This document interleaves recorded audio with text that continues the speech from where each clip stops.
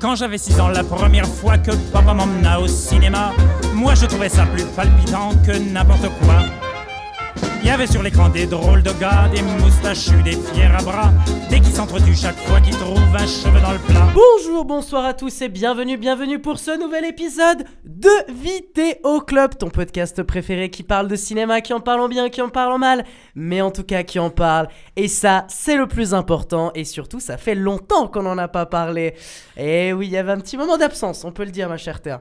Une petite année sabbatique. Une petite année sabbatique, quasiment un mois d'absence il me semble, si je dis pas de bêtises. Ouais, il me semble. En tout cas, moi ça fait longtemps quoi. Mais... Toi, ça fait un petit bout de temps qu'on ne t'a pas revu, mais d'ailleurs, bonjour tout le monde et du coup, bonjour ma chère Théa. Mais bonjour mon cher Lucas. Mais comment vas-tu ? Bah écoute, comme dirait Bort, il y en a marre de ce temps de merde, sire. Quand est-ce qu'on se délocalise en Andalousie ? Il y en a marre. Et qu'est-ce qu'on serait d'accord ? Est-ce que Vidéo Club ne serait pas mieux au soleil ? S'il vous plaît. Ah là là, ça serait quelque chose qui ferait plaisir. Non, mais en plus de ça, tu as vu, malgré ces temps un peu moroses, tu as vu quand même pas mal de bons petits films. D'ailleurs, tu avais participé au festival à Lausanne. Oui, rencontre du 7e art, c'était très sympa.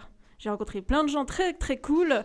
J'ai fait un petit check à Laurence Fishburne, Morpheus de Matrix, si jamais.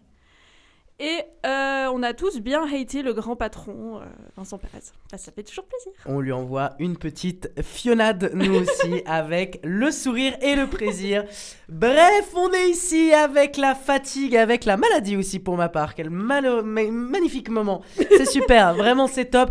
Mais on est super content de vous retrouver toutes et tous avec d'ailleurs un programme aujourd'hui bien sympathique, un programme un peu rigolo parce qu'on va, entre guillemets, un peu se proposer des trucs avec Théa. Ouais. On a vu pas mal de choses un peu différentes, mais par contre, on a vu un truc ensemble, c'est I Swear, et puis on enchaînera avec une flopée d'autres films. On abordera notamment Hail Mary, They Will Kill You. On parlera aussi de Testament of Anne Lee, Scream 7. On parlera aussi un petit peu de Bride, de Palestine 36, Les Cadors et enfin de Pillion. Pourquoi tu exploses de rire ? Parce que ça n'en finit pas. Ça n'en finit pas une infinité. Et d'ailleurs, la finalité de cette émission, on fera un petit débrief, un peu maintenant que le temps est passé, un petit débrief des Oscars qu'on a eu du coup il y a maintenant quelques semaines. Maintenant, se permettre d'avoir un petit peu de retour. On avait fait nos petits pronostics habituels. Il est grand temps de revenir un petit peu dedans avec évidemment la championne à ma droite qui a encore une fois gagné sous un score merveilleux de 14 sur 19 si je dis pas de bêtises. Je suis arrivé juste derrière, je n'ai pas réussi à court-circuiter le talent de Théa. Un petit 12-19 pour ma part, je suis très content. Mais c'est honorable. Hein. C'est honorable, on peut le dire, c'est honorable. Pareil aux deux autres là. Ou alors Roman, un petit Roman qui nous a fait une pépite cette année. Il a pris sa retraite d'ailleurs. Ah, il a pris sa retraite de la vie politique, ça c'est sûr. Bref, commençons directement l'émission, entrons directement dans le premier film de notre sélection. C'est un film qui a fait énormément parler de lui et notamment qui a remporté 3 BAFTA Awards, notamment pour son acteur principal. Il est grand temps de parler du phénomène I Swear. It's called Tourette syndrome. I say things that I shouldn't. What can you do? Do you want to come in for something to eat, John? Oh, fuck off, you wanker. Well, it's nice to meet you too. Sorry. If you do anything here that you can't help, you never apologise. Tommy, this is John. He's come to have a chat about the vacant position. Right, I'll give you a rundown of the place. Give me a cock in my hand. Sakes. I Swear ou Plus fort que moi en français est une comédie dramatique / biopic. J'aime personnellement bien le nom en français. Alors ça n'a strictement rien à voir avec le nom anglais, mais je trouve qu'il a une connotation intéressante, mais bref, on en reviendra un petit peu dessus. Réalisé par Keir Jones, et ça nous raconte l'histoire de John Davidson, grandi avec le syndrome de Gilles de la Tourette, une pathologie encore largement méconnue. Entre incompréhension, stigmatisation et détermination, son parcours d'abord semé d'embûches se transforme en combat pour être reconnu tel qu'il est, au-delà des préjugés. Comme je l'ai dit en introduction, c'est donc un film qui a remporté quand même pas mal de prix au BAFTA et qui a surtout été pas mal mis en avant un peu en ce début d'année 2026 avec notamment le meilleur acteur pour Robert Aramayo. On aura peut-être l'occasion de revenir un peu sur sa performance. Nous sommes deux à l'avoir vu. Théa, est-ce que tu me laisses peut-être la parole pour commencer à aborder un peu le petit film I Swear, du coup, moi c'est un film que j'attendais pas mal justement avec tous les retours qu'il y avait pu avoir notamment critiques et retours du public. Personnellement, mon avis sur le film est assez simple. Je considère pas que c'est un film qui est particulièrement révolutionnaire ou particulièrement foufou, on va dire, cinématographiquement parlant. Je pense que c'est pas sur ça qu'il essaie de se baser.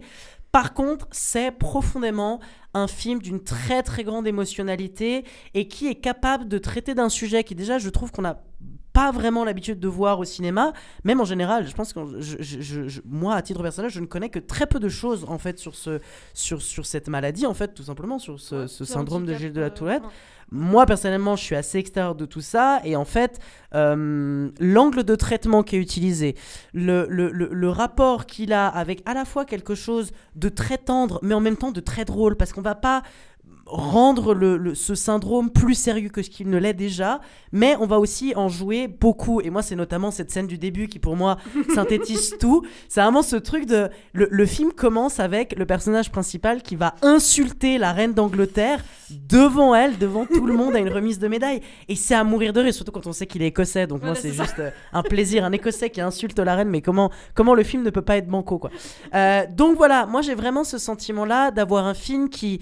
D'ailleurs, m'a énormément touché. Je pense que depuis Hamnet, ça fait partie des films qui m'a quand même fait lâcher une bonne petite larme de plein de tendresse, à plein d'instants. Il y a plein de moments où je trouve le film est capable d'aller dans une direction d'une grande tendresse et d'une grande émotionnalité, notamment en jouant avec ses personnages et notamment ses acteurs, parce que on parle du coup, en effet, du personnage principal et on parle évidemment de la performance de Robert Amarayo, qui est... Je trouve très bonne, je la trouve très très touchante, je la trouve très forte, mais il faut aussi noter la performance de Maxime Piquy qui joue le rôle de Dottie, et moi je la trouve juste fantastiquement drôle et elle est incroyable. Donc voilà, moi c'est peut-être un peu mon avis sur le film, c'est vraiment le fait que je trouve que c'est vraiment une bonne pioche, c'est pas un film qui révolutionne quelque chose, mais dans ce que ça veut traiter, dans la manière dont ça le traite, dans la tendresse que ça veut apporter et dans plein d'éléments que je pourrais nommer un peu comme d'une espèce de comédie dramatique de vie, etc. Et ben je trouve qu'il marche complètement bien et qu'il arrive à particulièrement bien toucher son public. Je sais pas si c'est à peu près aussi ce que t'en pensais, ma chère Théa. Ah oui, tout à fait. Enfin, pour revenir sur le titre en français, pour moi, on dirait vraiment genre un biopic sur les pingouins empereurs. Plus fort que moi. Non mais vraiment quoi, genre je vais monter sur l'iceberg. Non mais du coup... Ça aurait pu être l'autre nom du film. J'aurais pu monter sur... Ça n'aurait eu aucun sens, mais ça aurait pu. C'est aussi drôle. Non mais en vrai, je te rejoins, hein, c'est pas un film qui est techniquement révolutionnaire, enfin c'est pas comme si c'était La Zone d'intérêt sur Gilles de Tourette, enfin loin de là. Oh waouh, crossover intéressant. Tu sais, on était en mode ouais, ça va révolutionner le monde et tout, mais pour l'instant il y a personne qui a tenté ça. Ouais. Mais moi ce serait trop un film ou un Disney quoi, ce serait hyper drôle qu'il le tourne de cette façon. Bref, c'est un film qui est sur les rapports humains. C'est ça en fait, sur les interactions, sur les connexions humaines et sur comment est-ce qu'on peut accompagner quelqu'un, comment est-ce qu'on peut humainement en fait traiter et appréhender ce syndrome qui est quand même assez particulier. Honnêtement, moi non plus, je m'y connais pas du tout. Genre, je pourrais même pas dire combien d'adultes ça touche en pourcentage. Enfin voilà, aucune idée. Mais c'est un film qui montre de façon très organique comment est-ce qu'on peut prendre soin les uns des autres. Voilà. Absolument. Et c'est un film qui est pas mélodramatique. C'est pas non plus en mode... j'aime bien cet exemple, mais c'est comme... Ken Loach, genre souvent la critique c'est il manque que le chien à trois pattes, et puis t'es dans le bas-fond du misérabilisme. Ouais. Ces derniers temps, j'ai trouvé que Ken Loach, il tombait un peu là-dedans. Du coup, non, c'est un film qui est plutôt relevé pour le sujet, et aussi pour certains liens parentaux qui montrent toute la relation qu'il a avec sa famille de sang, on va dire, qui est difficile. Jusqu'à ce qu'il rencontre cette Dottie, je crois que ça s'appelle Dottie, qui est adorable. Exact.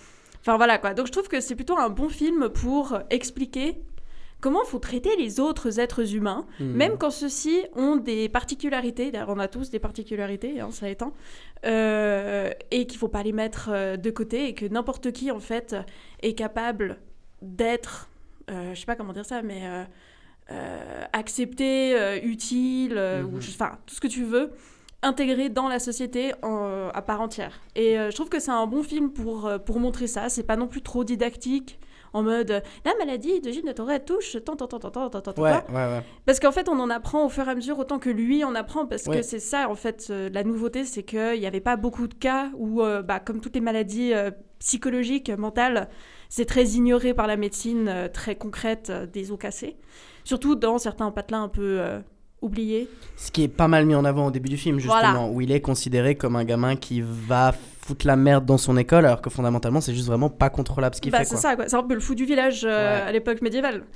Et on nous montre en fait que, justement, quand on a des gens comme ça, on en prend soin pour qu'ils puissent s'épanouir. Donc, très bonne performance aussi de l'acteur. Et puis voilà, enfin, j'ai pas tellement plus de choses à dire parce que c'était très sympa. Moi, je l'ai vu il y a très longtemps, ce film, à force. Mais je le recommanderais. C'est vrai que pour rebondir sur ce que t'as dit, moi, il y a vraiment un truc aussi qui est méga important, c'est toute la question de l'apprentissage. Plusieurs fois, le film revient sur cette question-là, et c'est ce que tu disais, c'est... En fait, c'est pas les gens qui sont atteints de cette maladie-là qui doivent fondamentalement passer autre chose ou machin pour la société, mais en fait, c'est la société qui doit s'éduquer pour comprendre en fait ces gens-là qui existent en fait. Et en fait, à un moment donné, tout le passage à la question de l'éducation où ils se retrouvent entre eux et qui fait des grands rassemblements avec des personnes de Gilles de la Tourette, qui va dans des endroits et notamment dans des postes de police pour faire de la formation, etc. Ça passe vraiment par ce truc de on va essayer de réapprendre un petit peu tout ça. Même si ça donne un peu la pression vers la fin du film en mode mais en fait maintenant tout le monde sait ce que c'est Gilles de la Tourette, alors qu'on en est encore très très loin. Grâce à un mec. Voilà, exactement. Et puis surtout quand on voit que encore maintenant, par exemple, je sais pas si t'avais suivi la polémique, je te la laisse la dire. Allez, je te laisse la dire pour ceux et celles qui l'ont pas entendu. Je crois que c'était au BAFTA ou peut-être un autre, je sais plus. Un des grands festivals qu'il y a eu ces derniers temps qui donnait des petites statuettes où justement il y avait dans la salle une personne qui était atteinte. C'était John Davidson qui est du coup la personne qui a inspiré le film. Putain, j'adore, c'est excellent. Ouais. Et lui aussi, il a fait un peu un fuck queen, mais cette fois-ci plus compliqué. Politiquement, éthiquement, on va dire, parce que politiquement, on a le droit de dire fuck la queen, hein, ça c'est acceptable en société. Mais là, non, c'était le N-word qui l'a sorti, et ils ont trouvé sympathique, les gens qui montent l'émission, de le laisser en live et de montrer les regards terrifiés enfin je vais pas dire terrifiés mais genre un peu surpris, voilà, pour le moins, de Michael B. Jordan et puis l'autre je sais plus qui c'était, qui était sur scène pour présenter un prix. Par contre ils nous ont coupé tout un truc sur la Palestine, voilà. Donc de nouveau, c'est pour ça que Sinners aurait dû gagner plein de petites statuettes. On en reviendra un petit peu après, à la fin de cette émission. On y reviendra. Ironique quoi. C'était donc notre avis sur I Swear avec Théa. On vous invite en vrai à vous faire un peu votre propre avis dans les salles obscures pour découvrir un petit peu ce petit film. Ma chère Théa, je te regarde, il est grand temps de nous faire notre battle de films. Tu as vu des films, j'ai vu des films. On va se les présenter un petit peu, on va un peu en discuter ensemble. T'avais quelque chose déjà d'assez lourd dans ta besace de ce que j'ai vu. Oui, tout à fait. Je suis la mère Noël avant l'heure. Mais bien sûr. Ou très très en retard, ce qui serait déjà un peu plus correct avec mon personnage. Oui, alors je voulais revenir sur un petit film de science-fiction qui est passé vraiment totalement inaperçu et qui s'appelle Project Hail Mary. Every star was infected by its neighbor except one. Why? We don't know. Which is why we built a ship to go there and find out. It's 11.9 light years away. The astronauts die in space. It's what you Americans would call a long shot. Hail Mary. I get it. Who on earth is going to sign up for this? If we do nothing, everything on this planet will go extinct. You'll find a solution. You are my solution. Donc, Project Hail Mary, dont la promo Oscar a déjà commencé. Faut croire qu'ils se sont fait booster. Non, mais vraiment, ils sont déjà en mode on va vous harceler pendant chaque minute de votre vie, que vous soyez sur YouTube, sur Spotify, dans la rue, vous devez entendre parler de ce putain de film. Et il y a le regard de lémurien de Ryan Gosling qui va vous suivre même dans vos plus grands cauchemars. Donc Hail Mary, qui est réalisé par Phil Lord et Christopher Miller. Je sais pas si ça te dit quelque chose. Est-ce qu'ils auraient pas été dans le petit projet Spider-Man à l'époque ? Le Spider-Man d'animation. Il me semble qu'ils étaient à l'écriture. Merde. Je t'ai niqué. Parce que tu pensais me bloquer sur des trucs, en fait, je te mets une anecdote encore plus folle au-dessus. J'avoue, parce que moi j'allais dire, l'aventure Lego et les 75% du film Solo qui ensuite a été repassé au Yes Man. Ah, mais oui, juste. Howard absolument. machin là. Ouais, donc 2 petits truglions qui adorent l'improvisation, faire des films plus basés sur la comédie, on va dire, que sur la prise au sérieux, voilà quoi. Donc en gros, ce film, moi je le résumerais un petit peu comme Interstellar, mais fait par SNL. Donc Saturday Night Live. En résumé, pour quand même vous expliquer un peu d'où je viens, la Terre se meurt à cause d'une bactérie qui mange le Soleil. Et de tous les scientifiques de la planète, un conglomérat scientifique, militaire, politique, etc., choisit le personnage interprété par Ryan Reynolds, qui a un nom qui est incroyable, Ryland Grace, qu'on appelle pendant tout le film Grace, ce que je trouve très drôle, personnellement, décide de lui confier, avec d'autres scientifiques, la survie de la planète Terre dans une mission secrète, un peu de la dernière chance. Bon, qu'est-ce qui vaut ce film ? Globalement, c'est un très bon film de divertissement. C'est une sorte de blockbuster, mais mieux foutu, parce que ça se fout pas de ta gueule. Enfin, genre, c'est pas Fast and Furious qui envoie une voiture dans l'espace pour taper des bactéries. Enfin, Bien sûr. voilà. Mais on est vraiment pas loin. Parce qu'en gros, ce film, c'est scientifiquement, à chaque fois qu'il faut prendre une décision, ils prennent la décision que personne ne prendrait. Genre, logiquement, jamais tu fais confiance à un caillou alien qui te dit « Mais oui, bien sûr que tu peux respirer, j'ai mis de l'oxygène. » Bah non, tu prends ton thermostat, là, et puis tu vas regarder s'il y a de l'oxygène. T'enlèves pas ton casque en mode faith. Oui. Mais du coup, c'est un film qui est surtout... Comment expliquer ça ? C'est un film sur tout ce qu'on est prêt à faire en cas de dernière chance, sinon c'est la merde, on meurt tous dans 30 ans. Et ça va pas beaucoup plus loin que ça, honnêtement. C'est très rigolo, c'est bien filmé, avec des bons rappels à des films de science-fiction tels que 2001, l'Odyssée de l'espace. L'intérieur du vaisseau, il rappelle un peu certains décors de Kubrick. Puis bon, bah, le reste, ça peut que faire penser à toutes les 2500 films qu'on a vu passer, genre Arrival, Gravity, Interstellar, Event Horizon, blablabla. Un peu tous les films de SF de ces 10 dernières années. Voilà, mais avec une patte un petit peu plus légère, ils se prennent pas beaucoup au sérieux. En fait, c'est ça qui est drôle, c'est que pendant tout le film, je me suis dit, mais c'est vraiment filmé comme un sketch SNL où il joue quelqu'un qui se prend au sérieux, mais de façon ironique. Enfin, c'est... Voilà.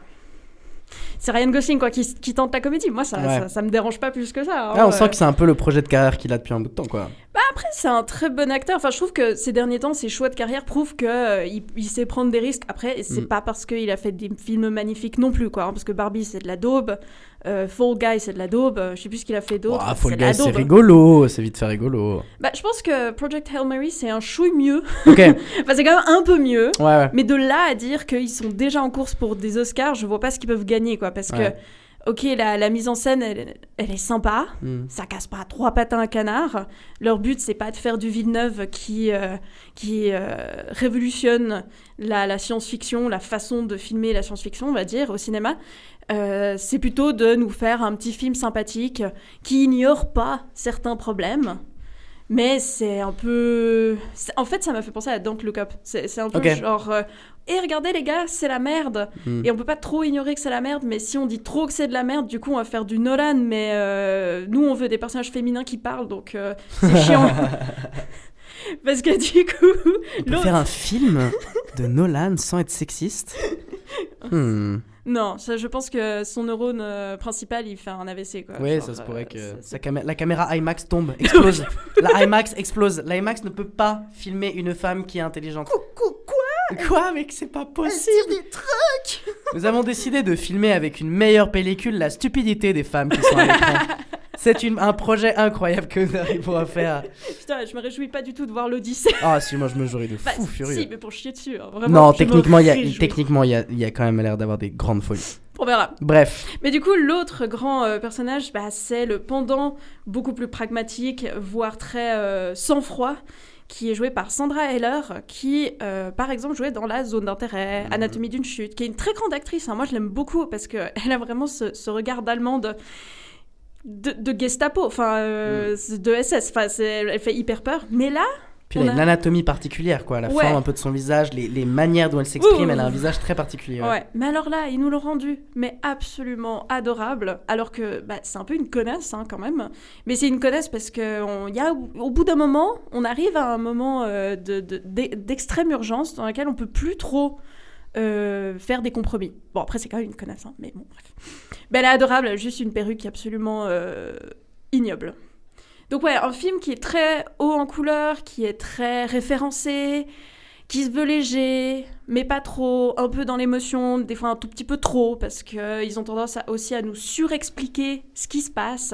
Et ça, c'est un phénomène assez récent de Netflixation, je sais pas comment dire ça, où ils surexpliquent tout en partant du principe que tu regardes un film en regardant ton téléphone en même temps, donc t'es obligé d'avoir la version non-voyant qui t'explique ce qui se passe. Et j'avoue que là, les dialogues étaient hyper redondants et pas forcément super bien écrits.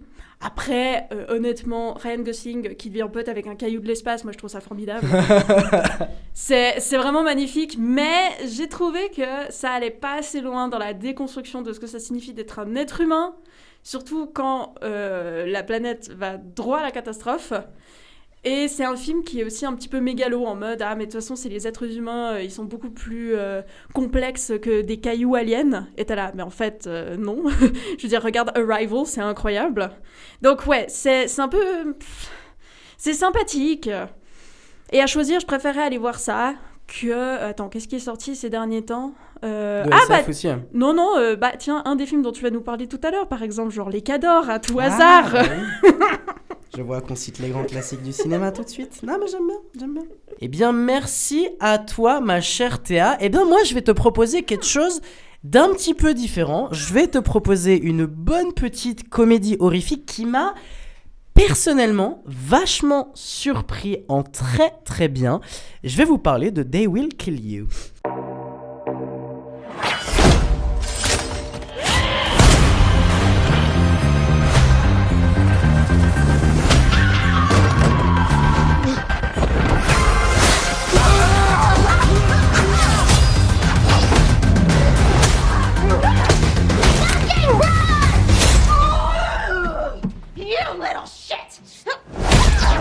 They Will Kill You, réalisé par le réalisateur russe, ou en tout cas d'origine russe, Kirill Sokolov.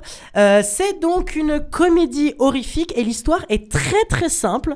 Zazie Betts, sous cocaïne méga vénère, entre dans un hôtel satanique pour aller sauver sa sœur en coupant à tout va des têtes et des membres. Point final.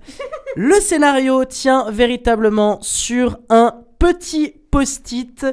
Et du coup, comme je vous l'ai dit en introduction, They Will Kill You, ça m'a vachement surpris les cocos. Et oui, parce que déjà moi quand j'avais vu la bande-annonce passer, ça m'avait pas spécialement intrigué. J'avais vraiment l'impression que c'était un espèce de truc particulièrement kitsch et pas spécialement méga inspiré. Et je vais pas vous cacher que mon erreur était totale. Pour entrer un peu directement dans le truc, je vais être assez clair. Pour moi, ce film, c'est un film de Quentin Tarantino s'il était de gauche. Pourquoi je dis ça ? Parce Quentin que... Dupieux ? Quentin Dupieux, non. Ah, je sais pas, écoute. Non. Alors non, on n'est pas tout à fait dans ce niveau-là d'absurde. Ah, d'accord. Mais c'est vraiment un film de Quentin Tarantino s'il était de gauche, dans le sens que c'est un film qui va surréférencer le travail de Tarantino.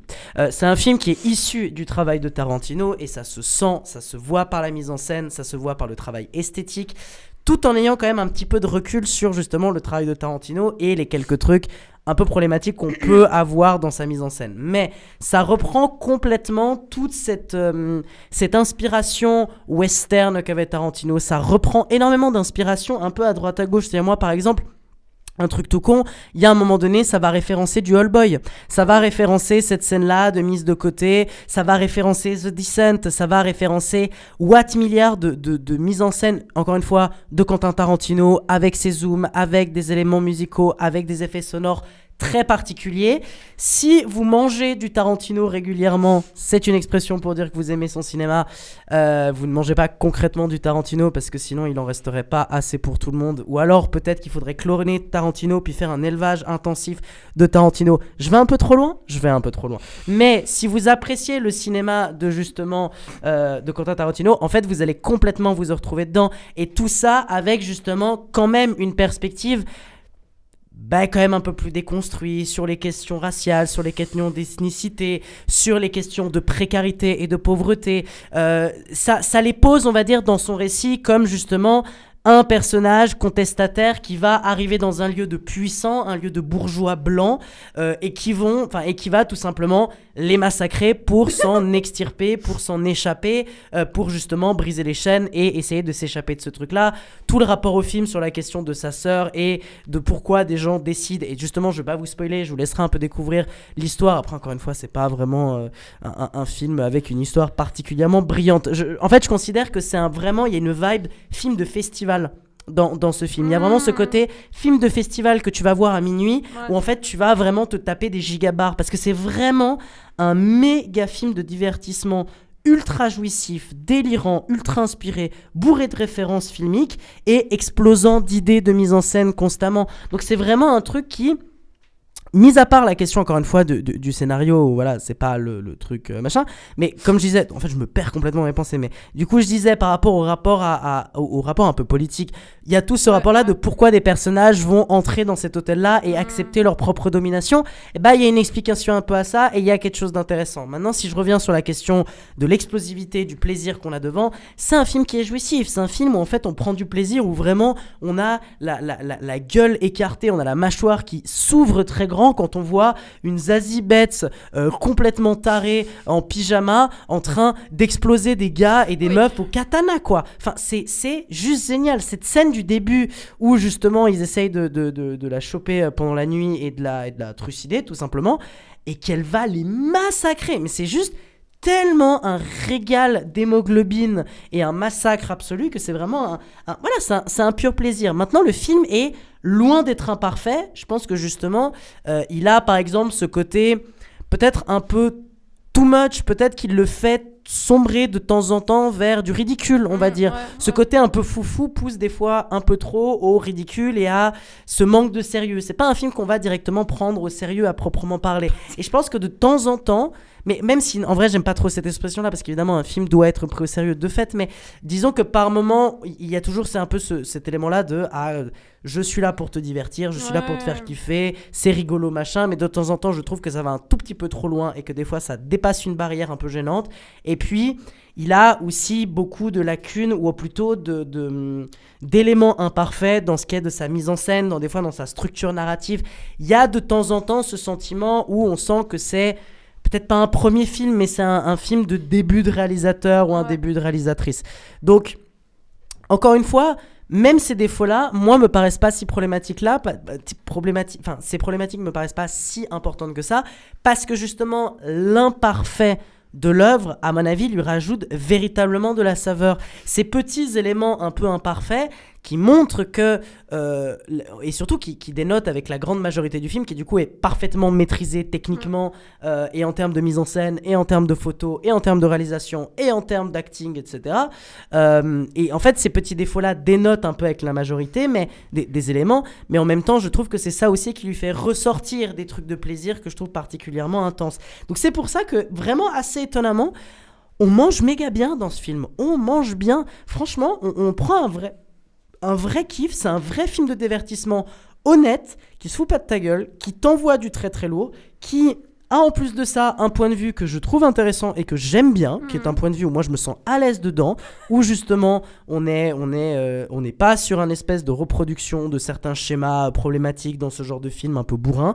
Non, là on est dans un truc où moi je me fais plaisir, où justement je vois aussi que les gens qui sont dans ce film se font plaisir, parce que franchement Zazie Betts, encore une fois je le dis, mais qu'est-ce qu'elle prend son pied dans ce film, c'est une singerie. Elle est vraiment en train de kiffer le fait de massacrer à tout va des gens. Non, franchement c'est très très chouette. Donc voilà, They Will Kill You, c'est vraiment un super film à dévorer, à se faire kiffer. C'est vraiment pas long du tout, en plus c'est 1h30, 1h30 de pur plaisir d'hémoglobine, d'action horrifique, drôle, comédie, bref, tellement de choses qui sont très intéressantes, avec en plus de ça une mise en scène et une réalisation complètement inspirée par Kirill Solokhov. Bref, c'est quelque chose que je vous invite chaleureusement à aller découvrir, et c'est un peu une petite découverte, une petite pépite qui m'a particulièrement bien surpris. Merci beaucoup pour cette bonne surprise. Mais de rien, ma chère. D'ailleurs, comme d'habitude, on discute toujours en off, et oui. Apparemment le réalisateur, il avait fait aussi 2 autres films russes qui tournent un peu autour des mêmes thèmes, l'hémoglobine, la vengeance, etc. Donc ce serait intéressant de voir, de comparer son passage au cinéma américain, parce que du coup... J'aime trop le thème de l'hémoglobine. Quoi Mais venez, on parle Écoute, on parle de nos groupes sanguins, c'est un truc important, et quoi. Toi, t'es quoi? T'es AB? Non, arrête. T'es AB Productions. Ah là là. Club Dorothée, tout. Allez. Pas de pitié pour des croissants.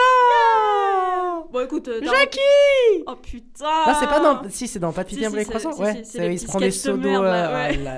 Après, une époque, on pouvait torturer des animateurs à l'écran et c'était ok, c'était considéré comme un divertissement. J'allais faire un truc, une petite boutade sur tous les réalisateurs ou producteurs ou animateurs de télé qui ont harcelé des meufs, mais bon. Ouais. Et-on à ça près? Alors... Enchaînons. Nous sommes une émission de cinéma, toujours. Mais justement, parlons d'un film d'une femme qui a réellement existé, qui est très intéressante, et qui s'appelle Anne Lee. The time is near at hand. I know it. Do not be frightened.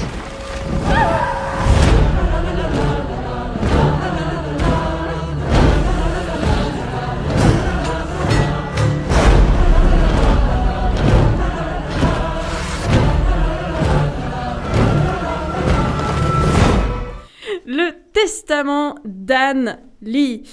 Film qui est sorti assez récemment, si je dis pas de bêtises, mais qui a été totalement snobé par les festivals, alors que il a tout du film à festival, très sincèrement. Même s'il remporte rien que pour les nominations, je sais pas s'il avait sa place, mais disons que traditionnellement, c'est un film plutôt fait pour ce genre d'événement, réalisé par Mona Fastvold. Je sais pas comment prononcer ça, elle est norvégienne. Désolée, don't hate me. C'est d'ailleurs la femme de Brady Corbett qui a réalisé The Brutalist, dans lequel elle est aussi scénariste, il me semble, ou quelque chose comme ça. Enfin, les deux s'aident mutuellement, on va dire. Et ce que j'aime bien, c'est qu'elle a aussi sa patte à elle, même si le film est très aéré, comme, je dirais visuellement, un peu comme The Brutalist. Après, ça raconte pas du tout la même chose. Qu'est-ce que ça raconte, justement ? Ça raconte la vie de Anne Lee, une jeune femme anglaise au XVIIIe siècle, je crois, interprétée par Amanda Seyfried, qui a lancé le mouvement des Shakers, qui ne servent pas à faire des cocktails. Pour boire les petits shots, là ? Voilà, non, ça aurait été hyper drôle, cela étant. Je me suis transformé en Émeric Lompré, tout d'un coup. J'avoue. Donc, non, c'était des arts... Ouais, non, mais en fait, c'est des shakers. Non, mais je suis le sniper de l'émission. Je vais vous dire pourquoi c'est des shakers. C'est parce qu'en fait... Alors, laisse-moi deviner, ils bougent ? Ils shake. Bah oui. Ils shake their body pour s'exorciser. Parce que ça vient en fait du mouvement des Quakers qui ensuite s'est répandu... Les Crackers ? C'est pour l'apéro, tu dis ? Aïe, aïe, aïe, faut oh putain, le colonel Crackers. Le colonel Crackers, évidemment. Et donc c'est un film biographique de cette femme qui a lancé le mouvement et qui est devenue une sorte de grande prêtresse des Shakers dans le Nouveau Monde, les États-Unis, parce que à l'époque, on pensait que c'était une terre pleine de promesses, de liberté et d'acceptation sociale. Mon cul, c'est du poulet. Et je suis navrée, mais en fait, je voulais en dire du bien de ce film. Vraiment, j'étais partie avec beaucoup de bonnes intentions. J'adore Amanda Seyfried, sauf pour la femme de ménage, parce que vraiment, je sais qu'il faut payer ses impôts, mais quand même, ça baissait à ça. Mais c'est une actrice qui est très complète. Je veux dire, c'est un peu comme Emma Stone. Elle sait chanter, elle sait en gros jouer. C'est pas le même calibre qu'Emma Stone, mais bon, toujours est-il qu'elle sait tout faire. Elle chante incroyablement bien. Et du coup, c'est un film qui est très sensoriel, très musical aussi, parce que le mouvement des Shakers Attends, j'ai l'image du truc. Ça arrivera pas. Hein. Non, j'arrive pas. En fait, il danse, du coup. Il danse. Et en plus, il chante. Vous ne voyez pas, mais Théa est en train de produire les mouvements actuellement. C'est quelque chose de très radiophonique. Et en plus, c'est très spirituel ce que je fais. Oui. Mais du coup, c'est une façon pour eux d'exprimer. Enfin, non, mais je veux dire, c'est comme le christianisme. Hein. Je veux dire, quand tu vas à l'église, que t'as ta petite Bible ouverte et puis que t'entends ton grand-père qui chante hyper faux juste à côté de toi, l'Ave Maria, bon, bah, c'est ça. Mais on a un petit peu mieux. Et vraiment, sur le papier, je trouvais ça hyper intéressant parce que c'est une femme qui va révolutionner un mouvement, une communauté, parce que soi-disant les Shakers c'est des gens qui sont très minimalistes, très down to earth. Ça fait un peu penser aux Amish, mais c'est pas des Amish. Mais c'est une société qui est tout le temps en travail constant, qui fabrique beaucoup. D'ailleurs, et ça je trouve que c'est magnifique dans notre société consumériste, bah ils ont développé du design Shakers.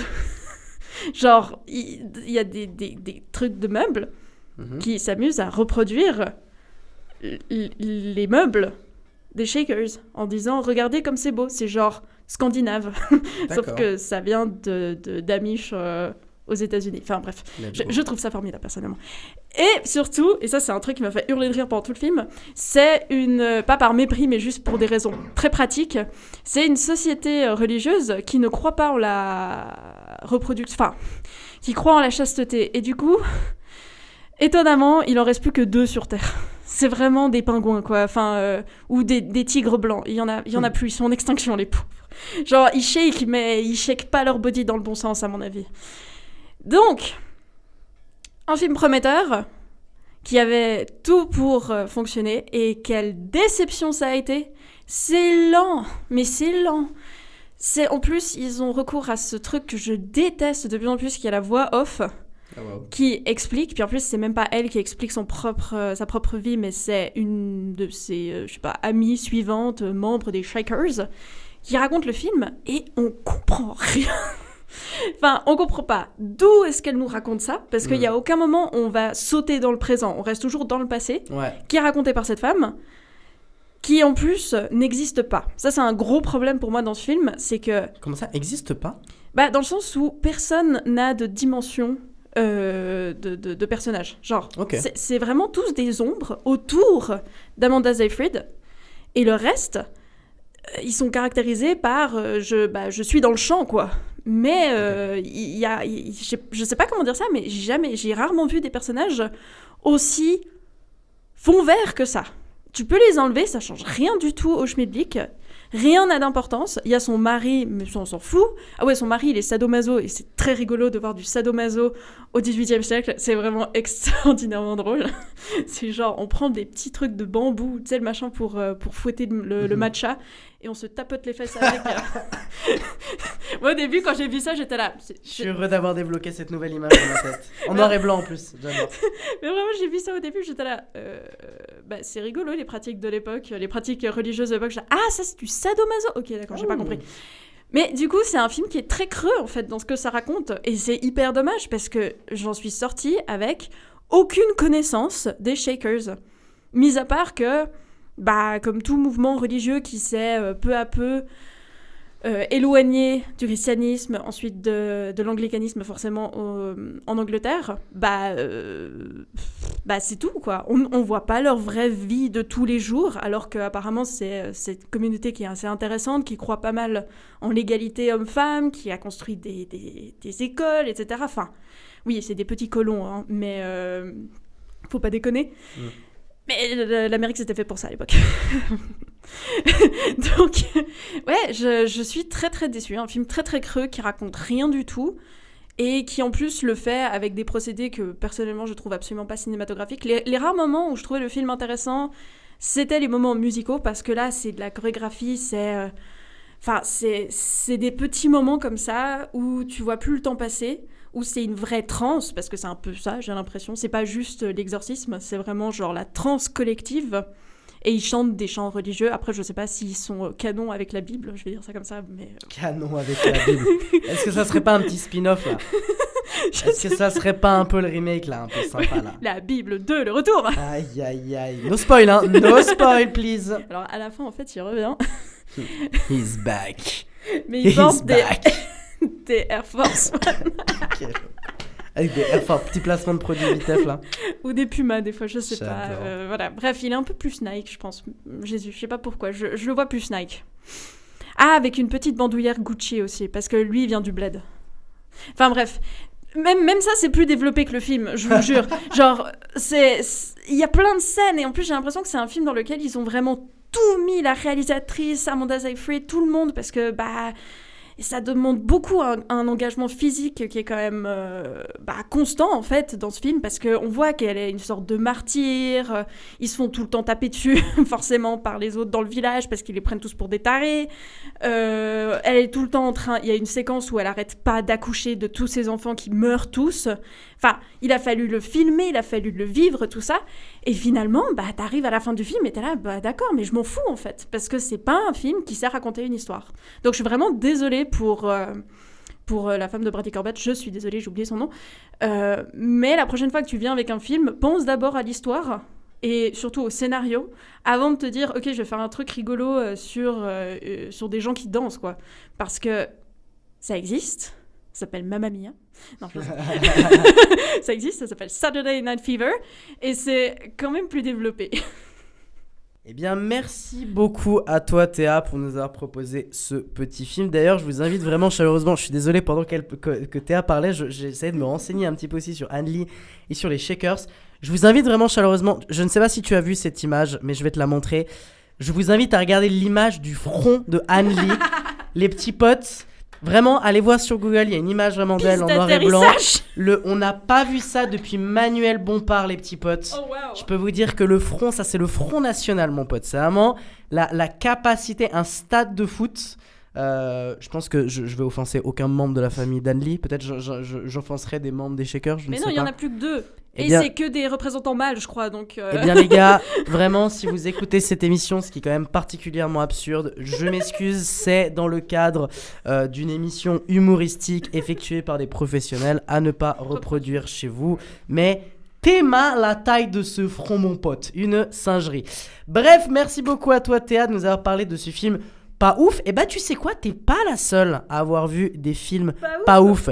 Et moi, je peux te dire, j'ai aussi vu des sacrées grosses merdes. Des grosses merdes qui, en plus d'être des mauvais films, en plus des films qui se foutent de la gueule des gens, c'est aussi des films problématiques. Putain, mais je sais duquel tu vas parler. Et on va évidemment parler de Scream 7, les petits potes. I'm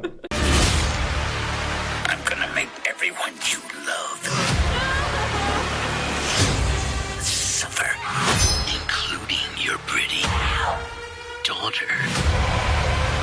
Don't you fucking dare!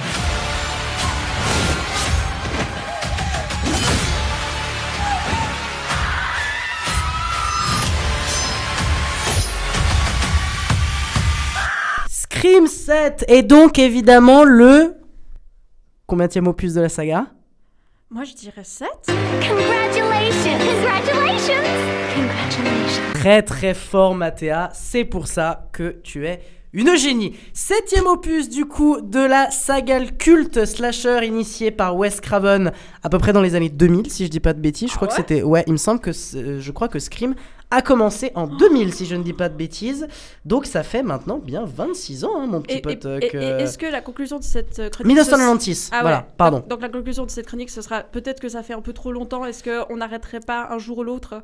Eh bien, on va en arriver à la fin, on va regarder un petit peu. Mais Scream 7 est donc sorti dans les salles obscures. Il reprend du coup évidemment l'histoire qu'a justement initié la saga, un moment où cette saga a recommencé à reprendre un sacré coup de fouet depuis ces quelques dernières années, où il y a eu vraiment un enchaînement, si je me rappelle bien, de Scream 5 à Scream 6 à Scream 7, où vraiment il y a eu un enchaînement, notamment avec Jane Ortega qui était revenue un petit peu dans la boucle.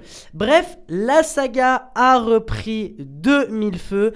Qu'est-ce que j'en ai pensé de ce petit film ? Je pense que mon introduction est assez claire pour vous dire que c'est de la merde. Voilà, passons pas par quatre chemins, c'est de la merde. Et j'ai pas tendance à vraiment souvent considérer d'être aussi offensif pour un film, mais il y a quand même un élément qui m'invite à être méchant avec le film. On en arrivera un peu à la fin de cette petite critique.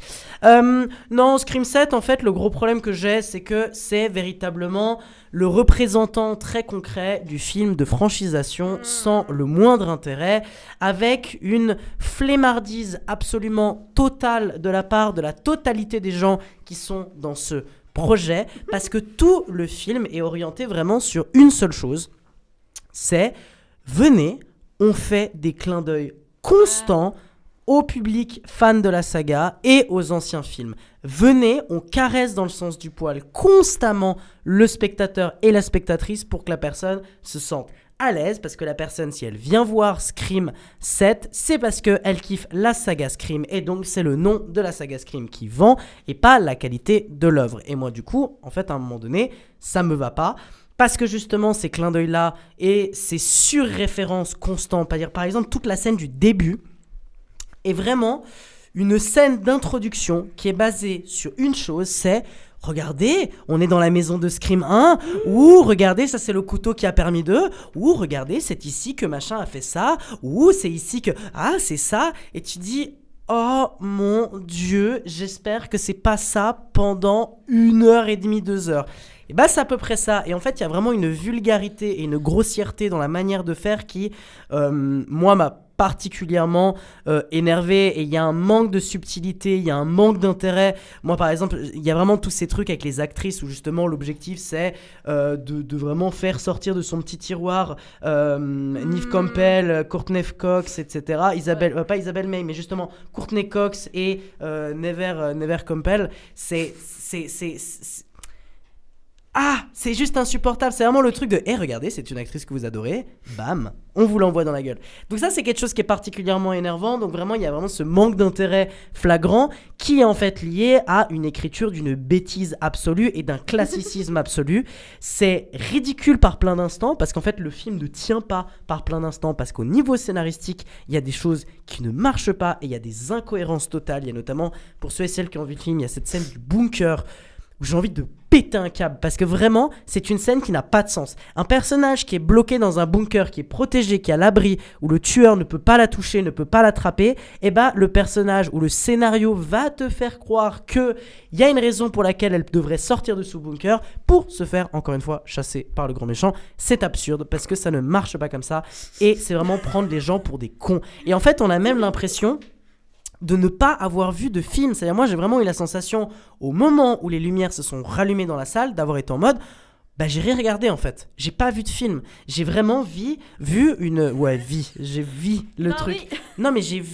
juste une succession d'images sur un mur qui au final ne sont pas inventifs, c'est pas spécialement très joli, c'est pas spécialement bien réalisé et c'est pas spécialement bien joué. Rajoutez à ça encore quelques petits trucs, notamment le traitement de l'intelligence artificielle dans le film, parce qu'évidemment ce film fait partie de ce courant incroyable. Au moment où l'intelligence artificielle, on était un peu en train d'en parler, ils ont dit venez, on fait le film là-dessus et on va écrire quelque chose là-dessus. Et du coup le problème c'est que c'est tellement une vision pas réactionnaire, parce que le côté réactionnaire aurait un point de vue politique, mais je dirais vraiment boomer quoi.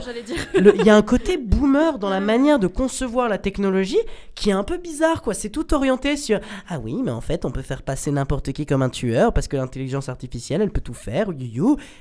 Non, ça marche pas comme ça. C'était déjà le cas à l'époque, genre. Oui, non, mais c'est juste, ça ne marche pas. Puis il y a plein de moments où ils décident de faire revenir à la vie quelqu'un à partir de l'intelligence artificielle, mais tu le vois arriver. Enfin, c'est juste stupide. Et en plus de ça, ça permet, encore une fois, comme je le disais un petit peu avant, de justifier des lacunes de scénario. Ça permet de justifier des choses qui sont complètement illogiques dans le scénario. Ça permet de justifier ce qui normalement ne peut pas être justifié. C'est un élément de paresse de scénariste. Et ça, c'est assez inquiétant. Et franchement, c'est pas quelques morts un peu sympas qui vont venir relever le tout. Et je fais vraiment un big up à notamment une mise à mort à la pression. Donc à la pinte de pression, où vraiment il y a un personnage qui se fait... voilà, la pinte de pression, et franchement, je peux vous dire que celle-là, elle est quand même pas mal du tout comme mise à mort. Franchement, celle-là, elle va me rester. Mais c'est peut-être le seul truc positif que je ressors de ce film. Mais... évidemment, la crème chantilly sur le caca, c'est qu'en plus de tous ces problèmes-là, tous ces problèmes qui sont vraiment des problèmes intrinsèquement liés au film, ce film, il est aussi problématique pour des questions purement politiques, parce qu'il est démonstrateur d'une véritable tension et d'une véritable angoisse qui existe au sein d'Hollywood sur la question palestinienne. Oh, C'est hyper important. Et oui, le point Palestine. Le point Palestine. On y arrive. Franchement, ça, je m'y attendais pas. Mais pourquoi ce point-là Parce que tout simplement, en fait, ce projet à la base, il y avait un autre réalisateur qui devait le réaliser. Il y avait d'autres actrices qui devaient jouer, notamment Ortega qui devait jouer dedans, notamment encore une autre actrice qui là le nom m'échappe. Qui devait reprendre le rôle, Qui devait juste reprendre des rôles, exactement. Et en fait, tout simplement, elles ont été virées comme le réalisateur parce qu'elles ont apporté un soutien tout simplement au peuple palestinien qui subit un génocide actuellement, qui subit tout simplement un génocide, et elles se sont fait virer avec notamment le producteur, si je dis pas de conneries, de Warner Bros, qui est, parce qu'il me semble que c'est bien Warner qui produit, si je ne dis pas de bêtises, Scream 7, mais avec du coup le producteur de Warner qui est tout simplement un soutien, Paramount, pardon, donc le district, donc Paramount, oh non. ou du coup qui est directement un soutien direct et un copain à Benjamin Netanyahou, et un copain direct et un financeur du coup du génocide qui se passe là-bas. Bref, en plus du coup de tout ça, en fait on voit que et c'est pour ça qu'à mon avis on ressent que le film est mauvais. C'est parce que le contexte de production était catastrophique. Il y a un contexte de production où ton réalisateur et tes actrices principales décident de quitter le bateau en même temps que d'autres membres de l'équipe parce que... Bah non, c'est juste qu'il y en a une qui se fait virer et les autres sont en mode vous êtes des malades de virer quelqu'un juste parce qu'elle s'est permis d'exprimer un point de vue, et encore c'est pas un point de vue, c'est juste une réalité. C'est juste une folie. Et en fait c'est ce qui explique pourquoi le film marche pas, et on sent que le contexte de production est catastrophique, et c'est aussi dans le silence d'autres acteurs et actrices, et notamment le silence de Neve Campbell et de Courtney Cox, qui amène à ce que le film soit complètement pété, parce que la production est complètement pétée, et que en fait à un moment donné tu peux pas vraiment donner des bons résultats si la machine de production qui est derrière se comporte de cette manière-là. Et en plus de ça, et c'est on va dire la chose la plus importante concrètement dans la qualité intrinsèque du film, c'est qu'en fait à la base il y avait aucune volonté de faire un bon film. À la base c'était vraiment de faire une franchise, on envoie ça au public, bouffe, je me fous de toi, je veux juste que mon public achète et rien de plus. Donc en fait à un moment donné, moi des films comme ça qui se foutent de moi, je me fous de leur gueule aussi. J'ai une petite question de néophyte. C'est quoi du coup maintenant la différence concrète entre Scream, la franchise Scream, ce qu'elle devient, et la franchise Scary Movie? Bah en vrai, alors déjà c'est un peu rigolo parce qu'à la base, c'est une anecdote assez connue, mais à la base le film Scream devait s'appeler Scary Movie, à toute base. Et Scary Movie a repris du coup l'ancien nom que Wes Craven devait prendre. En vrai il n'y a strictement aucun lien. En soi, le premier Scary Movie avait la volonté de faire une parodie de Scream, et une parodie notamment d'autres films du cinéma d'horreur. Mais c'est surtout le premier qui a un vrai lien avec Scream. Après, à partir des autres, la saga Scary Movie devient une parodie générale et peut-être un peu vulgose, mais en même temps vulgose, un peu rigolote, du cinéma de genre dans son ensemble. Et c'est pour ça qu'on voit avec l'évolution de Scary Movie à chaque fois une évolution et un peu un check-up un peu de la situation du cinéma de genre, et notamment je crois que c'est Scary Movie 6 qui va sortir bientôt, si je dis pas de bêtises. Justement il sort cette année. Bah voilà. C'est ça qui va être drôle. Bah le 6ème, quand on voit un peu déjà les bandes annonces etc, revient sur le cinéma d'horreur de ces 5 dernières années, revient notamment sur Megan, il revient notamment sur Longlegs, il revient notamment sur il revient encore une fois avec Scream, parce que du coup Scream est encore une fois de revenu, donc il y a un peu beaucoup ce genre de trucs qui viennent, donc le lien est pas direct, mais truc qui du coup me permet de faire une petite transition très cool, même pour conclure, c'est que en fait la saga Scream est très intéressante. Il y a vraiment des films de la saga Scream qui sont cool. C'est-à-dire notamment le premier est très bien, le deuxième est très bien, et notamment le 4 est très bien. Donc en fait, alors le 3 je vous le recommande pas parce que personnellement je l'aime pas trop, mais en tout cas le 1, 2 et 4 sont quand même des bons slashers, et en même temps c'est pas simplement des slashers qui sont bons, c'est aussi des slashers qui sont historiquement importants, et notamment le premier qui arrive en 1996, donc qui arrive à la vraiment ultra fin de l'ère slasher. En fait même il est arrivé après l'ère slasher. L'ère slasher c'est vraiment dans les années 80, 70-80 on va dire, et dans les années 90, le style est mort. Il n'y a plus de films de slasher. Il n'y a quasiment plus de films de tueurs en série. Là, Scream arrive avec Wes Craven, avec une véritable volonté d'apporter un vent de fraîcheur et de reprendre les codes que d'ailleurs lui-même a initiés, parce que lui-même étant une des grandes personnes qui a notamment créé Freddy les Griffes de la Nuit, grand personnage des slashers des années 80-70. Et du coup, lui-même revient sur ses propres codes pour lui-même les critiquer et pour les remettre un peu à niveau et les tourner un peu en dérision.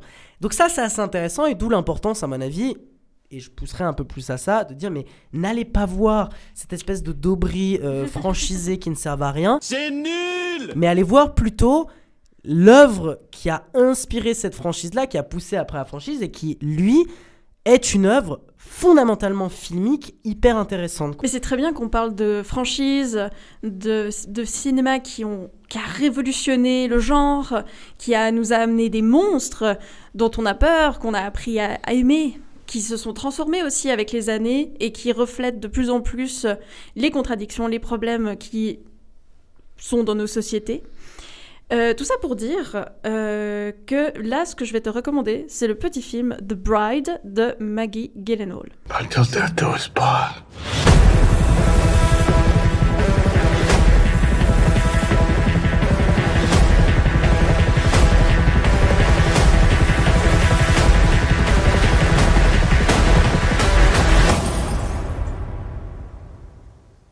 What's my name? I can't remember.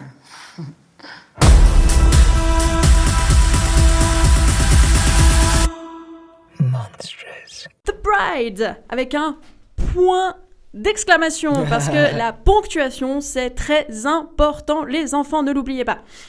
Sauf si t'es Apollinaire, ça on s'en fout. Donc, The Bride, c'est un pari de Maggie Gyllenhaal qui en est en fait à son deuxième film, le premier étant The Lost Daughter, que j'ai pas vu mais qui apparemment est très très bien. Et cette Maggie Gyllenhaal, mis à part être la sœur de Jake, le bien nommé, le bien beau, le bien fringant, le bien... Le magnifique, le fantastique. Miam miam. Eh ben c'est une folle dingue, elle. Et elle est vraiment hyper intéressante. D'ailleurs, je me suis fait une petite filmo d'elle, actrice, qui pas... Enfin, elle n'est pas gigantesque, sa filmographie, parce qu'elle a décidé assez rapidement qu'en fait, il n'y avait pas du tout de rôle pour elle, passer 30 ans. Et ça l'a gonflé. Et du coup, elle est allée plutôt dans les séries. Et maintenant, elle s'est mise à la réalisation. Parcours assez classique, finalement, d'une femme à Hollywood. Pour, du coup, nous enchanter avec des films qui sont profondément féministes, qui sont profondément basés sur la vie des femmes, voire à une réécriture de certains mythes, de certaines préconceptions à travers le prisme féminin. Donc justement, The Bride, de quoi ça parle ? Eh bien, ça parle du fait que quand elle a regardé The Bride of Frankenstein, à l'époque, elle s'est dit « Mais dis donc, en fait, la Bride, elle est dans le titre, mais elle apparaît 2 minutes à l'écran, ça va pas du tout, ça. Il faut que je rectifie absolument le tir. » Et d'ailleurs, en fait, dans Frankenstein, peut-être que Mary Shelley, elle voulait raconter plus que ce qu'elle a pu raconter. Et si on donnait la possibilité pendant plus d'1 heure et demie, voire plus, à toutes les femmes qui n'ont pas eu leur mot à dire dans toute l'édification de la fresque Frankenstein, pour nous livrer leur regard sur cette œuvre. C'est en gros ça, hein. C'est plus compliqué, on va dire. Mais qu'est-ce que ça vaut finalement, ce film, qui est transposé dans les années 30 à Chicago ? Alors ça, j'ai pas tout compris pourquoi, en fait. C'est le contexte de départ. Ou Frankenstein, parce que du coup, ce n'est plus le monstre de Frankenstein, mais bien Frankenstein, parce qu'il a décidé de reprendre le nom de son papa. Ce qui paraît plutôt logique, parce que le monstre, je sais pas toi, mais je trouve que sur carte d'identité, ça fait pas... Enfin, non, pas ouf. Essaie de passer la douane, genre aux États-Unis avec The Monstre dessus, quoi. Ouais, compliqué. Ils arriveraient à tourner ça pour un prénom arabe, je suis sûre. Des Al Monster, Abu Dhabi, je suis sûre. Je te laisse dans la vanne, moi je ne prends pas parti. Oh, mais... J'ai déjà assez de problèmes avec ça. Moi, oui, c'est vrai. Je sors de toute problématique. Donc le monstre, Frankenstein interprété par Christian Bale, qui je trouve très très bien en monstre. C'est vraiment le Frankenstein un peu penaud qui a roulé sa bosse depuis des siècles. Ah, j'adore. Mais vraiment, et puis qui souffre de solitude parce que il s'emmerde. Alors il va au cinéma voir des films un peu en mode Fred Astaire. Et il se cultive et il a traversé les âges, les siècles comme un paria et il se rend chez une savante folle, hein, très clairement. Du coup, un revirement par rapport au savant fou de le docteur Frankenstein. Cette fois-ci, c'est une femme. Pour lui demander, madame, vous pouvez me trouver une meuf, s'il vous plaît ? Enfin, c'est vraiment genre, il va sur le Tinder de la magie noire, quoi, et il dit coucou. Et ce qui est très drôle, c'est que dès le début, toute cette démarche, qui est quand même éthiquement questionnable, est questionnée justement.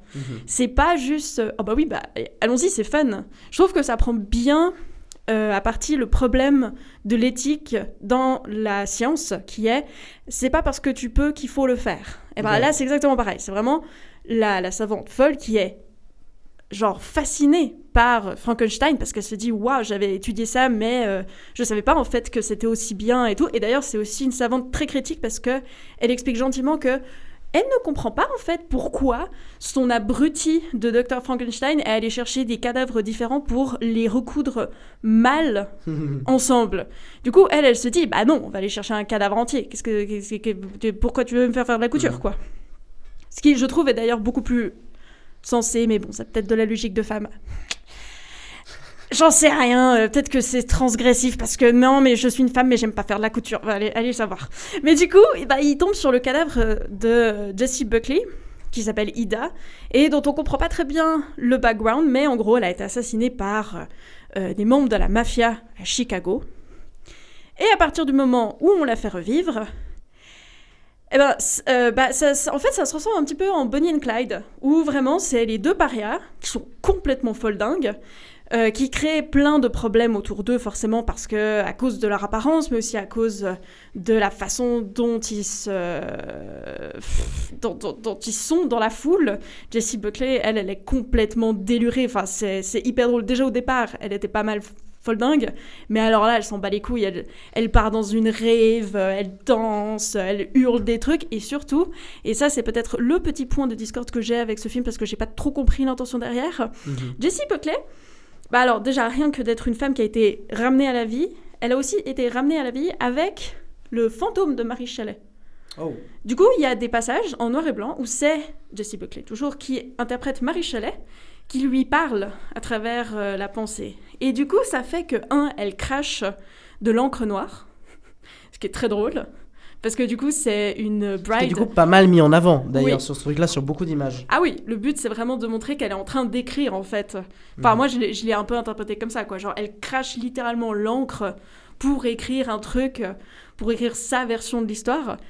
Et puis surtout, ça en fait un monstre qui est assez rigolo parce que elle est dégueulasse, quoi. Enfin, je veux dire, voilà. Et puis en plus, comme des fois Mary Shelley interfère avec elle, ça lui fait faire des comportements un peu étranges où en fait elle nous sort plein de synonymes à la seconde. Ce que j'ai trouvé, et forcément en changeant d'accent parce que du coup elle se met dans la peau de Mary Shelley. Donc, c'est rigolo. C'est un tour de force en même temps de Jessie Buckley. Est-ce qu'elle a encore des choses à nous prouver ? Je ne pense pas. Mais... quelle est vraiment la finalité derrière ça ? J'en sais rien, parce que je trouve que le personnage de Mary Shelley est hyper mal mis en avant et représenté, parce que je suis désolée, mais c'était une écrivaine, c'était une femme de lettres. C'est pas un dictionnaire, quoi. Genre, c'est pas le dictionnaire des synonymes. Et c'est un peu à ça qu'on l'a réduit dans l'histoire, ce qui fait que quand elle apparaît pas, honnêtement, moi je suis très contente. J'ai pas besoin d'avoir Mary Shelley qui est là. Ida qui crache de l'encre, c'est déjà largement suffisant. Mais du coup...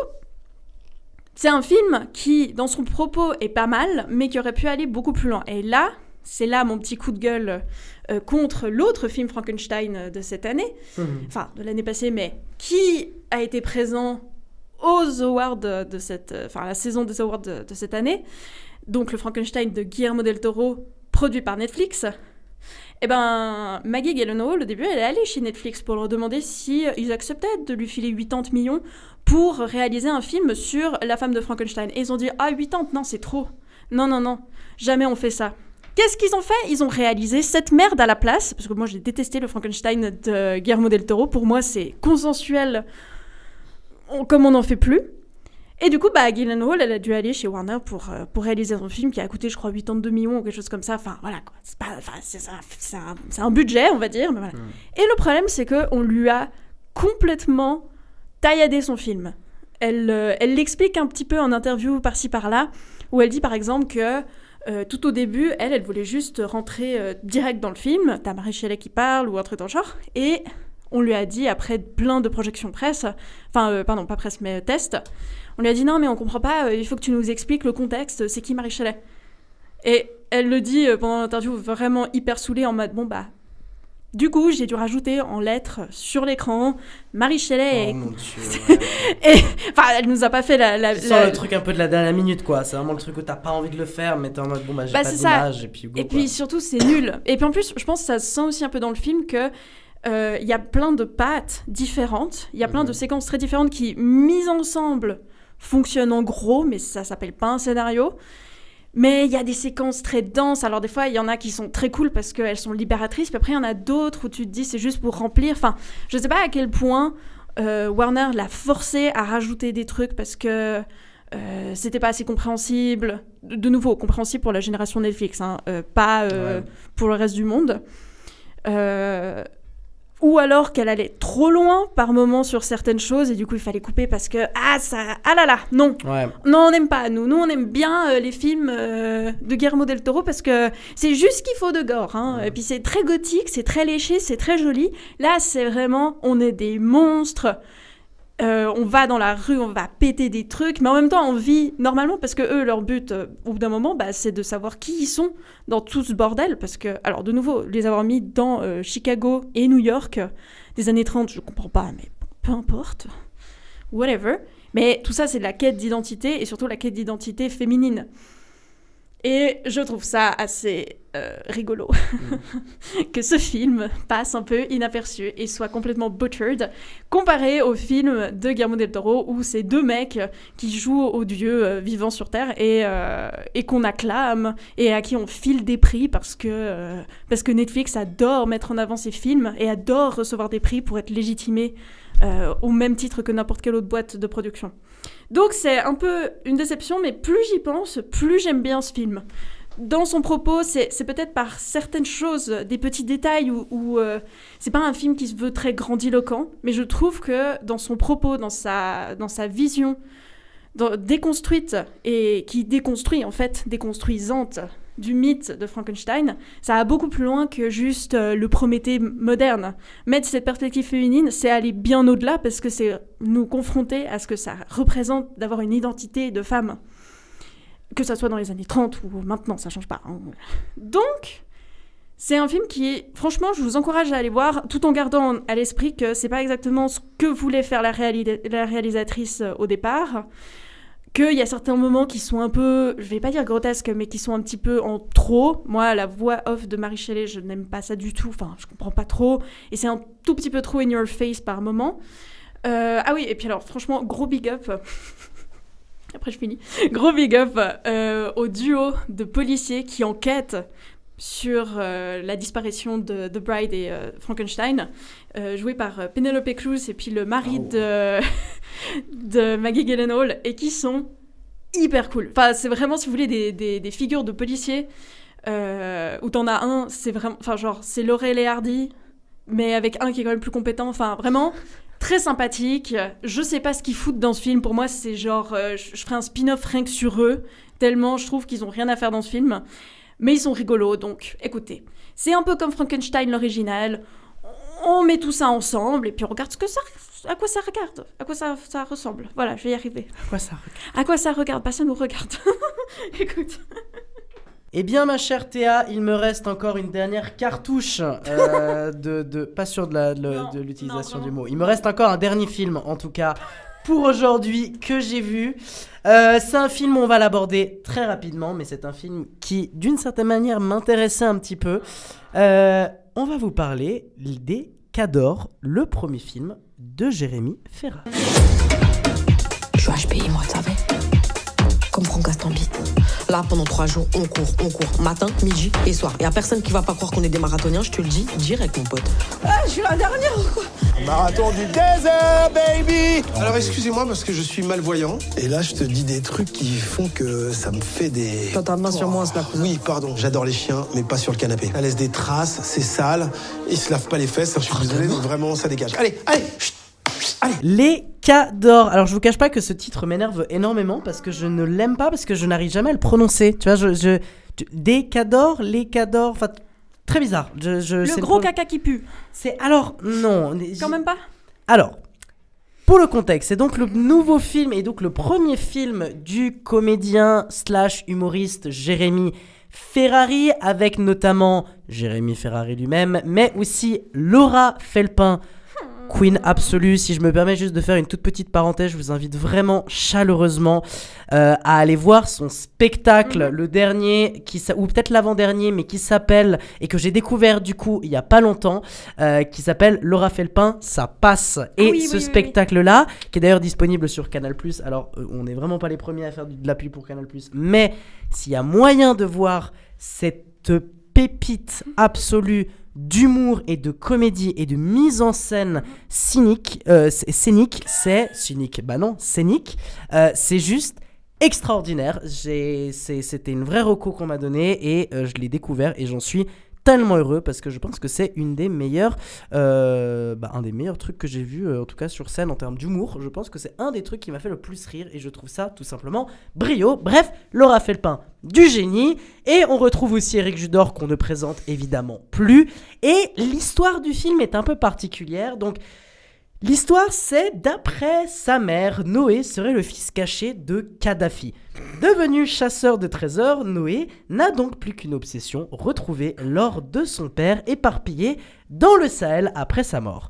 Pour y arriver, il va avoir besoin des connexions de Zulika, anciennement Louise, aussi attachante qu'incontrôlable et fraîchement sortie d'un centre de réinsertion civique, ainsi que Ryan, puceau malvoyant de 52 ans, participant au Marathon des Sables, une parfaite couverture pour passer la frontière discrètement. Ça me donne envie de pleurer.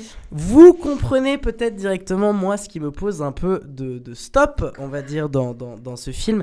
Non, en fait, j'ai pas spécialement envie d'être turbo méchant, et c'est pour ça que dans l'idée, je pense que je vais faire excessivement court.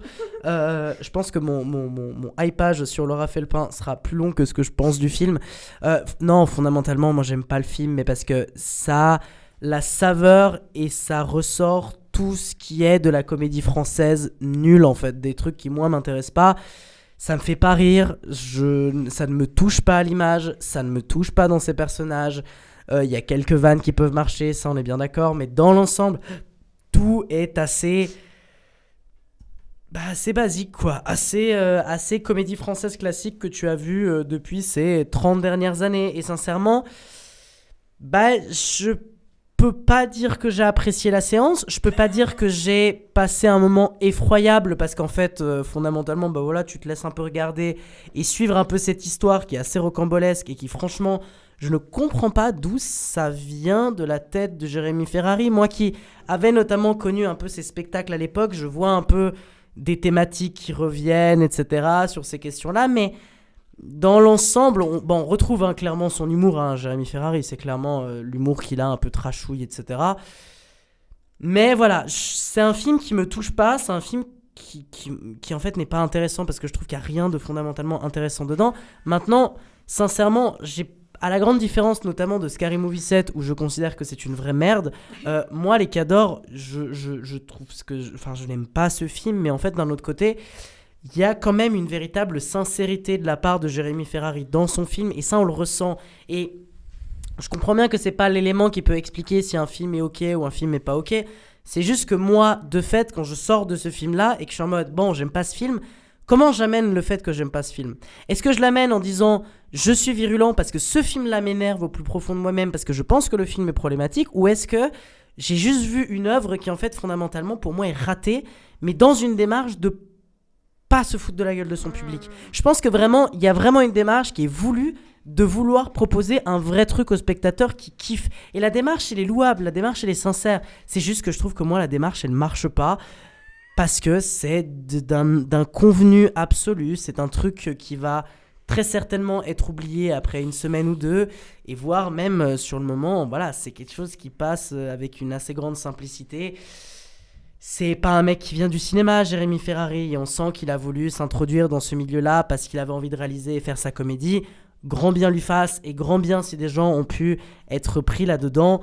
Moi, personnellement, c'est vraiment le type de cinéma qui ne m'intéresse pas, qui ne me plaise pas, qui ne me touche pas, et qui, du coup, fait que je n'ai pas apprécié, malheureusement, ma projection de Cador. Mais je vous invite quand même, si vous voulez faire l'expérience et vous êtes curieux de ce truc-là, honnêtement, pourquoi pas ? Ça pourrait se laisser regarder pour des gens, mais malheureusement, c'est vraiment pas du tout ma came et je pense que c'est pas un bon film. Merci de nous parler d'intentionnalité parce que, effectivement, le film dont je vais vous parler, j'avais un petit peu le même problème que pour les Cadors, pour Luca, parce que je comprends, je pense que c'est louable, mais c'est pas terrible. Je vais malheureusement devoir vous parler et en mal, de Palestine 36. We are looking for armed bandits who've been disturbing the settlement. This is my little brother. He hasn't done anything. I advise that the best solution to terrorism is to build a wall.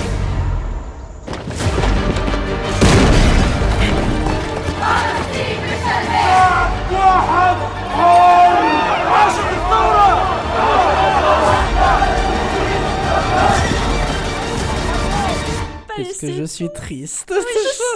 Bon, écoute, on va beaucoup pleurer dans cette émission, mais... Alors, écoutez, disclaimer, vraiment. Je vous jure, je suis passionniste. Je vous jure. C'est apartheid free zone ici, je vous jure. J'avoue, c'est exactement ça. Veuillez séparer la femme de la critique. J'adore le couscous, vraiment. Écoutez, vous savez, shawarma, il y a beaucoup de mots en français, en espagnol qui viennent de l'arabe. Et moi, je les utilise au quotidien, donc voilà. Maintenant, ça étant fait, c'est très louable de faire des films qui arrivent à nous raconter la vérité historique et pas de la propagande de merde.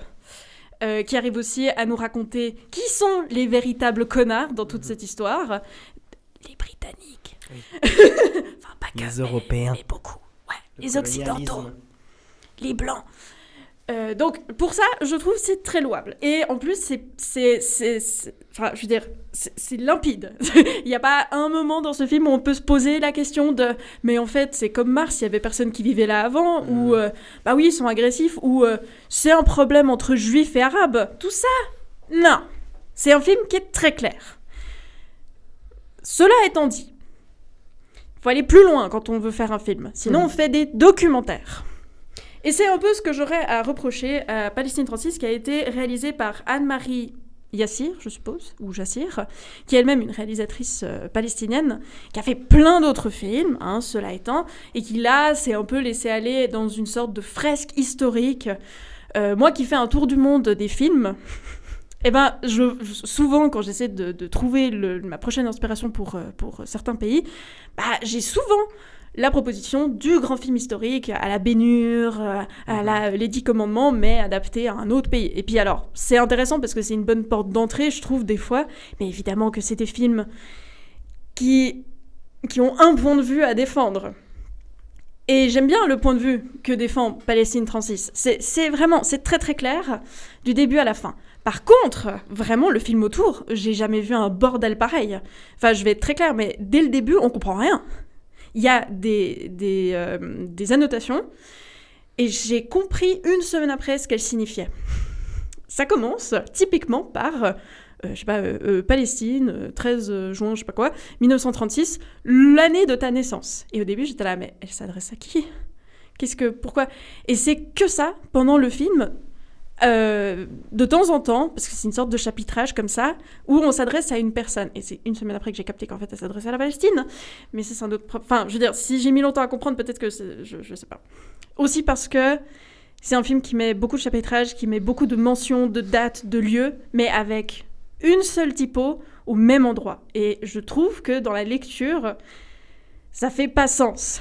Enfin, il faudrait que les dates, les lieux ne soient pas annoncés de la même façon que les chapitres. Parce que sinon, ça fait trop de texte tout le temps et on comprend pas ce qui est censé annoncer quoi. En plus, c'est un film qui mélange beaucoup la prise de vue réelle et des fois des images d'archives, à se demander des fois s'ils n'ont pas fait de la reconstitution et filmé avec une autre caméra. J'avoue que ça, j'avais un peu... Je savais pas, parce qu'il y a des moments qui ont l'air un peu filmés comme à l'époque, enfin bref. Mais du coup, c'est un grand mélange qui, je trouve, fonctionne bien. Mais le problème étant que, vraiment, la narration est mais chaotique. Enfin, j'ai jamais vu un montage aussi nul. Et ça me fait vraiment de la peine. Mais moi, le nombre de fois où j'étais sur mon siège en train de me dire « Mais quoi ? Pourquoi t'as coupé là ? Pourquoi tu mets ce plan-là après ce plan-là ?» Je veux dire, il y a des moments où il y a des morts. Ça m'a fait penser à un film très problématique qui s'appelle « Autant emporte le vent ». Oh, wow. où il y a des transitions, mais léchées du cul. En mode, t'as le père qui décède, coupé, fondu au noir, fondu au blanc, tiens, une tombe. C'est vraiment, on skip les funérailles, on skip tout, il n'y a pas d'émotion et tout. Et j'ai trouvé que pour un film qui est censé nous montrer comment un peuple entier est devenu un martyr, j'ai trouvé qu'il y avait très peu d'émotion, ou très peu de place pour laisser l'émotion transparaître. Et du coup, des fois, il y a des coupes comme ça, qui, je sais, sont là pour rythmer le film, pour le faire avancer, mais du coup, ça perd totalement l'émotion qu'il y a derrière, et aussi, ça le rend très confus. Par moments, je veux dire, le personnage principal, on ne comprend rien à ça. Moi, j'ai rien compris à sa vie.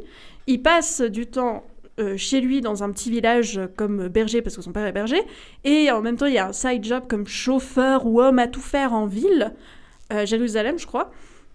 Et puis, c'est genre... Il laisse croire qu'il y a une sorte de romance entre lui et la femme de son patron, mais même ça, c'est passé sous le tapis très rapidement. Enfin, il y a beaucoup de trucs qui sont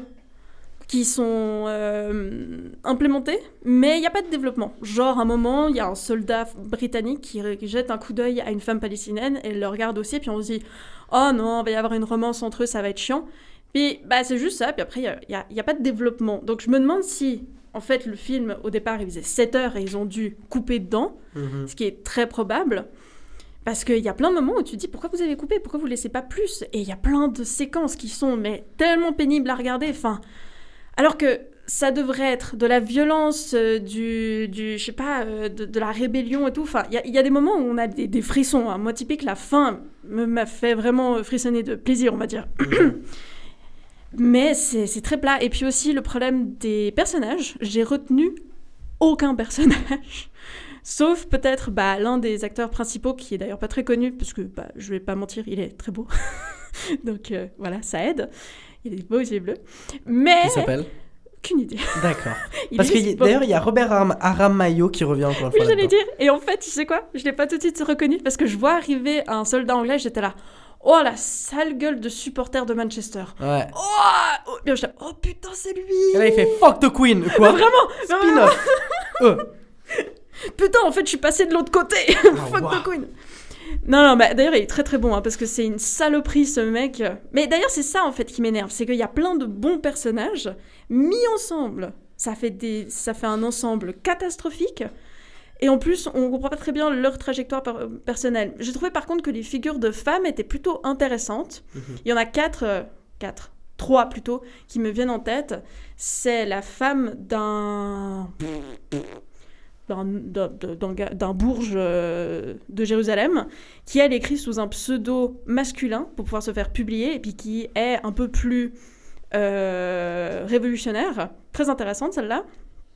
Une mère de famille dans le village qui va se faire tout simplement raser par les colons britanniques.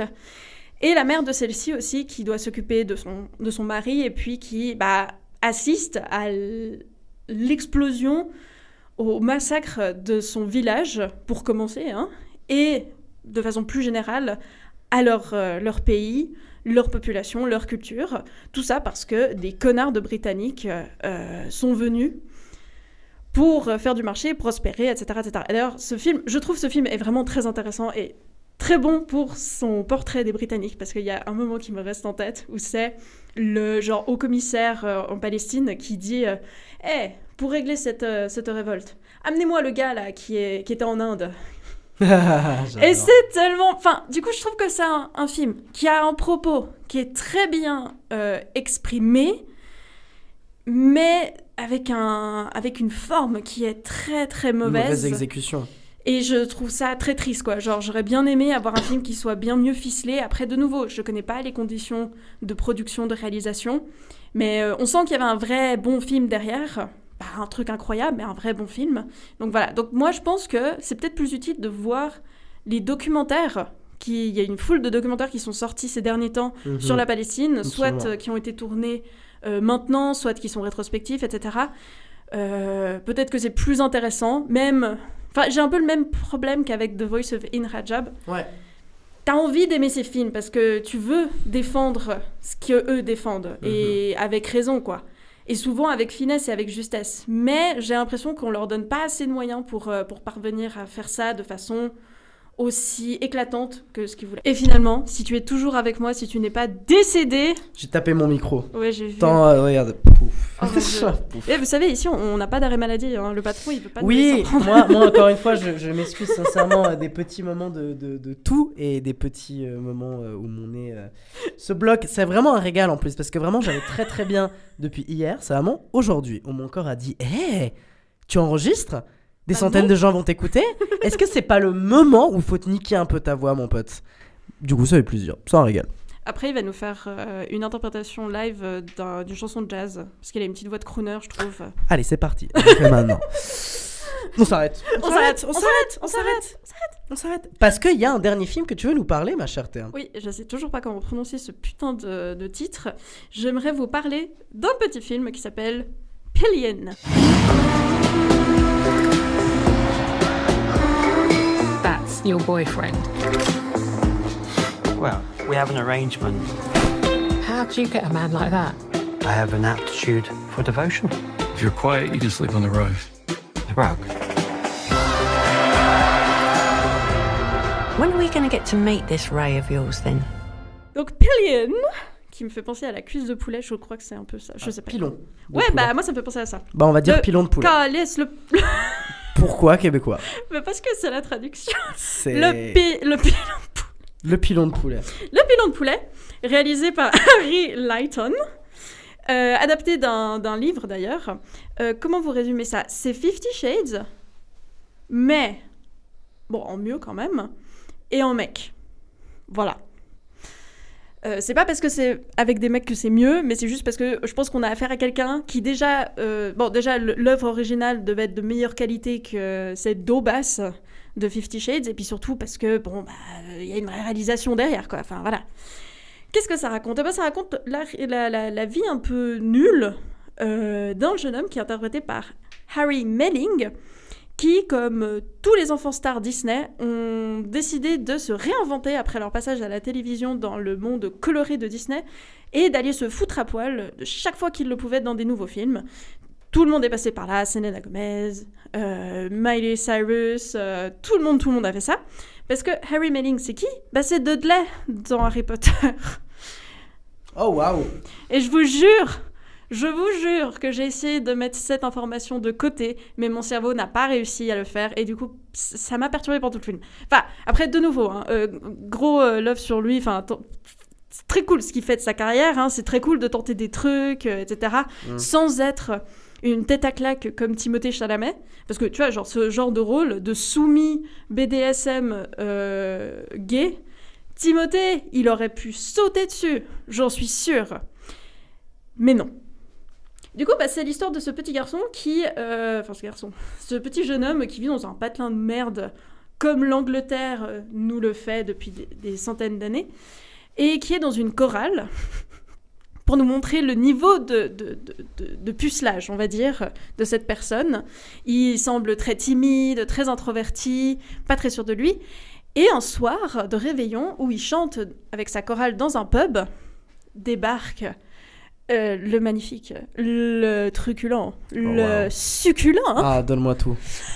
Alexander Skarsgård. Allez, magnifique. Qui reprend son rôle de Eric de Nordman de True Blood pour ce film. Ah putain, oui. Très sincèrement, moi je vois que ça comme explication. En fait, c'est Eric, il s'est barré de la série et depuis il est dans des relations sadomaso avec des jeunes hommes anglais. Enfin, moi je vois que ça, personnellement. Et donc, c'est comment cette relation va surgir entre eux et les liens du coup qui tissent en tant que soumis et dominants. Alors, c'est pas un mauvais film. Mais... But. Plug. Yes. Comment dire? J'ai toujours un peu de la peine avec ce genre de film qui est censé nous montrer l'intimité un peu méconnue, on va dire, de couple. Parce que, en plus, c'est pas vraiment un couple. Et c'est pas non plus didactique. C'est pas comme 50 Shades où vraiment c'est « Bonjour, voici la salle rouge dans laquelle je vais te fouetter. Enlève ton pantalon. » Je sais pas, j'ai pas vu ce film. Oui, je vois ça que tu l'as pas vu, ouais. Mais j'entends, mais il y a un autre film possible derrière tout ça, mais oui. Attends, quoi? Bah je sais pas, de toute évidence, oh mon Dieu, tu j'ai parles cru qu'il y en d'un avait autre un film. Ah non, tu parles juste à mon avis d'un autre film où tu es en train d'imiter un autre film, mais... C'est genre, c'est Wall-E BDSM. Ah ouais, bah, merci de briser mon enfance en tout cas. Pardon. Eve, scotche-moi. Ah oui. Ah, je sais pas pourquoi ça me fait un peu rire quand même. C'est très très drôle. Moi j'aimerais trop ça. Genre s'il vous plaît, utilisez l'IA à des fins humoristiques. Pas pour faire des deepfakes, mais pour ce genre de trucs, c'est drôle. Allez. Mais du coup, c'est un film qui n'explique pas plus. Il montre vraiment ce qui se passe entre eux et comment cette dynamique de soumis et de dominant a l'air assez naturelle. Puis en plus, Alexander Skarsgård, il est dans un groupe de motards. Non mais évidemment qu'il est dans un groupe de motards. Enfin, bref. Qui eux sont tous aussi d'hommes et soumis et ils font des road trips le week-end avec des pique-niques enculades. Enfin disons que c'est un film. C'est un film, regardez-le. Vous êtes sûr que personne va rentrer dans votre putain de chambre. Ou alors, allez le regarder au cinéma, pas avec votre date, parce que si vous voulez être monsieur ou madame Red Flag ambulant, vous n'allez pas regarder ce film. Je vous en supplie, parce que c'est vraiment pas discret. Après, moi, je trouve ça incroyable et c'est très émoustillant et c'est très sympathique de voir ça au cinéma. Enfin, moi, de nouveau, je trouve, j'accepte la démarche. Tu sais que statistiquement, il y a des gens qui ont été faire leur premier date en allant voir ce film. Ce qui, du coup, peut aussi poser les bases de quelque chose. Enfin, je veux dire, au moins, c'est très clair de quelque chose, quoi. Ouais, tu sais, puis après, tu fais une to-do list sur ce que tu veux faire après. Exactement. Tu sais, genre, tu pointes là, t'es ce spectateur chiant, puis tu fais, tu vois, ça, c'est moi après. Avec toi. Bref. C'est oui. C'est oui. Il y a une scène très très drôle où il lui dit à un moment genre ouais va faire les courses et achète-toi un plug, je te trouve trop serré du cul. Pardon, ça sera ton épitaphe, qu'est-ce que je te dis, ça pourrait être une épitaphe. Mais du coup je trouve que c'est un film qui est très beau sur ce que c'est les relations humaines, qu'il y a des tas de formes d'être en partenariat, je vais même pas dire couple mais en partenariat avec quelqu'un et que tu dois aussi comprendre quelles sont tes limites. À quel moment une relation peut te phagocyter ou pas, à quel moment tu es d'accord. Le consentement aussi, ça c'est peut-être je vais peut-être terminer là-dessus, mais le consentement c'est toujours un peu la zone grise dans tous ces films. C'est qu'on part du principe que s'ils nous le montrent, c'est qu'ils sont consentants, étant donné que c'est pas des films de viol ou autre, mais les personnages disent jamais les choses très explicitement non plus. On montre qu'ils sont d'accord, mais ils le disent pas. Et c'est peut-être l'une des rares exceptions dans lesquelles il faudrait tell and show. Et avec tout ça, on arrive du coup à la fin de nos films d'actualité. Il y avait du sacré programme, Mathéa, aujourd'hui. Il y avait quand même du sacré programme. Je perds ma voix. C'est super. Attention, par la magie du montage, Yannick, notre monteur, va mettre un effet sonore pour que je puisse tousser, boire un petit peu d'eau et me libérer les bronches.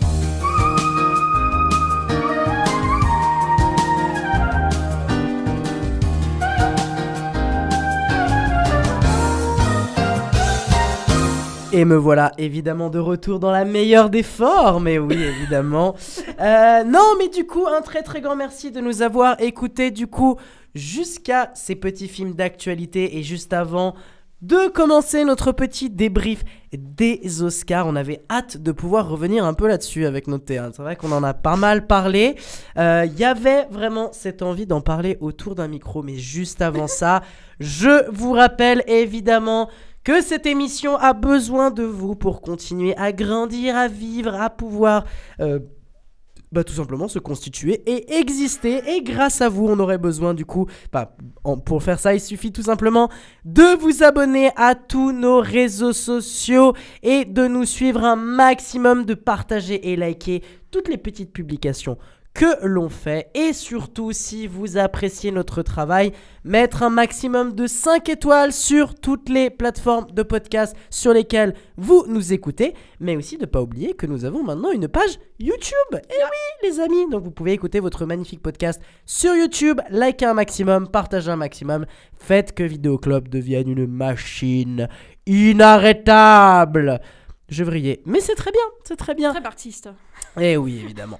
Bref, entrons directement du coup dans notre petite finalité de l'émission. On va prendre quelques minutes, on va dire peut-être une dizaine, quinzaine de minutes peut-être, pour revenir sur justement cette cérémonie des Oscars. Une cérémonie, je me tourne un peu directement vers toi, ma chère Théa. Je sais pas ce que t'en as pensé, toi, déjà de prime abord, mais moi, une des premières choses que j'ai envie de dire sur cette cérémonie, c'est qu'on s'est quand même bien fait chier. Ouais. Cérémonie de merde. Ouais, c'est les retours que j'ai eus, c'est que c'était 3 heures de blagues vraiment nazes. Ouais, d'ennui. C'est triste quand même d'en arriver là. Exactement, et surtout, ce qui était particulièrement impressionnant, c'est qu'il n'y a eu qu'une seule intervention politique pendant toute la cérémonie des Oscars. C'est évidemment notre camarade Javier qui est arrivé. Alors j'ai lu un truc, c'est qu'apparemment ils vont faire un film, je sais pas si c'est vrai ou pas, mais un jour ou l'autre, il y a un film qui va sortir avec en gros tous les acteurs, actrices un peu boycottés parce qu'ils ont osé prendre position contre la guerre en général, pour la Palestine aussi, donc la guerre en Iran, hein, forcément. Ouais. Pardon, on est retourné en 2001 et en 1980, pardon. Donc ce sera hyper drôle de voir le film qui vont sortir avec tous ces acteurs, actrices boycottés. Ouais, c'est clair. Mais du coup, ouais, toi, qu'est-ce que tu pourrais un peu en redire ? Alors, la cérémonie un peu naze, politiquement complètement à l'ouest, à part l'intervention du camarade, mais fondamentalement... Est-ce que toi, qu'est-ce que t'en ressors un petit peu de cette cérémonie ? Est-ce que t'as des petites déceptions, des petits moments aussi plaisir, des petits moments de joie ? Encore une fois, je rappelle, dans l'équipe, tu as celle qui a eu le plus de claims juste, hein, 14 sur 19. J'essaierai après de retrouver la liste des autres. En fait, mon souci, c'est que... Oui, alors mes pronos étaient pas si faux, mais du coup, c'est tous mes films de cœur qui ont perdu. Ouais, bah oui. En gros, j'avais un peu... Enfin, je sais pas, pour moi, je voyais ça comme ça. Les 2 grands étalons cette année, c'était... une bataille après l'autre, et puis Sinners. Et pour moi, c'était Sinners qui aurait mérité de gagner beaucoup plus que One Battle After Another, parce que pour moi, c'est un film qui est beaucoup plus abouti dans ce que ça raconte. On voit que les gens qui sont dans ce projet sont bien mieux renseignés, savent de quoi ils parlent, tandis que Pitié, c'est pas un éco-terroriste, quoi. Enfin, genre, ça se voit. Donc, pour moi, c'était le choix facile blanc. Ce qui montre, en fait... Pourquoi les films comme Sinners sont importants ? C'est parce que même à ce niveau-là de reconnaissance, après de nouveau, hein, moi je suis pas pour ces cérémonies parce que tout le monde sait que c'est du foutage de gueule. Oui. Cela étant, même dans du foutage de gueule stratosphérique, ça nous montre quand même toujours comment ça fonctionne. Et ça ne m'étonne pas. En fait, ça m'a vraiment pas étonné de voir perdre Sinners à chaque fois que je pensais qu'il méritait de gagner. Après... Ouais, je sais pas, cérémonie très consensuelle, quoi, finalement. Ceux qui ne devaient pas avoir des récompenses ne les ont pas eues. Hein. Ouais, genre, Timothée, c'est chou. Hein. L'artiste suprême, c'était un peu une certitude qu'il ne pouvait pas le prendre. Après, c'est naze, les backlash comme ça. Mais, parce que moi, je m'en fous qu'il aime pas l'opéra. Enfin, mais pour lui. Hein, il aurait pu choper des prix techniques, hein, parce que c'est vrai que Marty Suprême était aussi dans la catégorie, notamment meilleur montage, parce qu'il y a quand même un certain travail sur le montage de Marty Suprême. Mais au final, aucun des prix a été. Rien du tout. Non, rien du tout. Non, on va citer le film dont on parlait tout à l'heure, Frankenstein, Netflix, a eu des prix techniques. Ce qui est pas spécialement surprenant. Non, mais bon, pour moi, il avait pas trop sa place là-dedans. Pour moi, il est arrivé aux Oscars parce que c'est Netflix et qu'ils sont obligés d'être aux Oscars pour être reconnus, et parce que c'est Guillermo del Toro, quoi. C'est pas non plus... voilà. Je considère que quand même, techniquement, pour tout ce qui est décor et surtout tout ce qui est habits, moi, en tout cas, en termes d'habits, je pense que ça met la pété à tout le monde. Ça mettait vraiment la pété. Même si j'ai été revoir d'ailleurs les fringues de Sinners. Et honnêtement, mais en fait, c'est juste que ça tabasse, mais pas au ciné. Enfin, si, ça tabasse au ciné aussi. Mais je suis un peu en mode, vas-y, j'ai envie de les porter, tu vois, dans tous les jours, tu vois. Alors que Frankenstein, il y a vraiment cette démarche en mode. Ouais, non, là c'est vraiment un truc de décor. Enfin, il y a vraiment ce truc un peu déguisement. Alors que les trucs de Sinners, t'es en mode, vas-y, j'ai envie de porter ça tous les jours de ma vie et péter le style H24, tu vois. Bon, après, c'est censé raconter quelque chose. Mais bref. Oui, évidemment, mais sinon... tu captes un peu l'idée que les habits des personnages sont assez impressionnamment stylés. Oui, ils restent en tête. Voilà, exact. Tu vois, genre, c'est pour ça aussi que souvent il y a des gens qui disent, oh, mais Avatar, pourquoi est-ce que ça devrait recevoir des prix techniques ?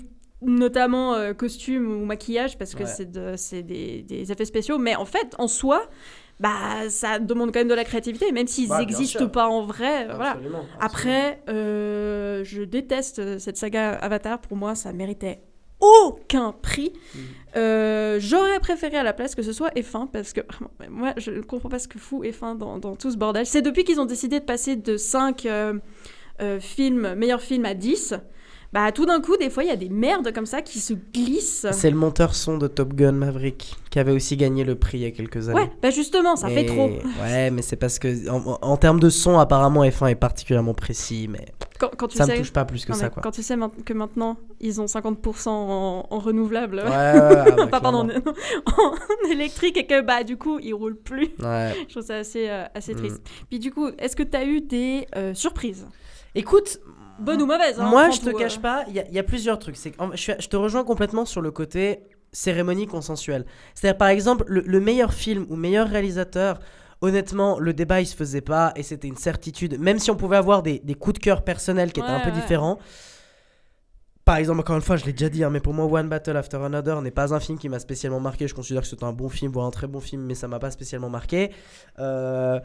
Mais c'était quand même voulu d'avance que c'est lui qui allait remporter meilleur film, meilleure réalisation et que beaucoup de prix allaient les recevoir. Moi, Frankenstein, ça m'a pas du tout surpris qu'ils prennent les prix. La peut-être surprise, c'est vraiment sur la question de meilleure actrice dans un second rôle parce qu'on était vraiment tous pas d'accord du tout au sein de l'équipe.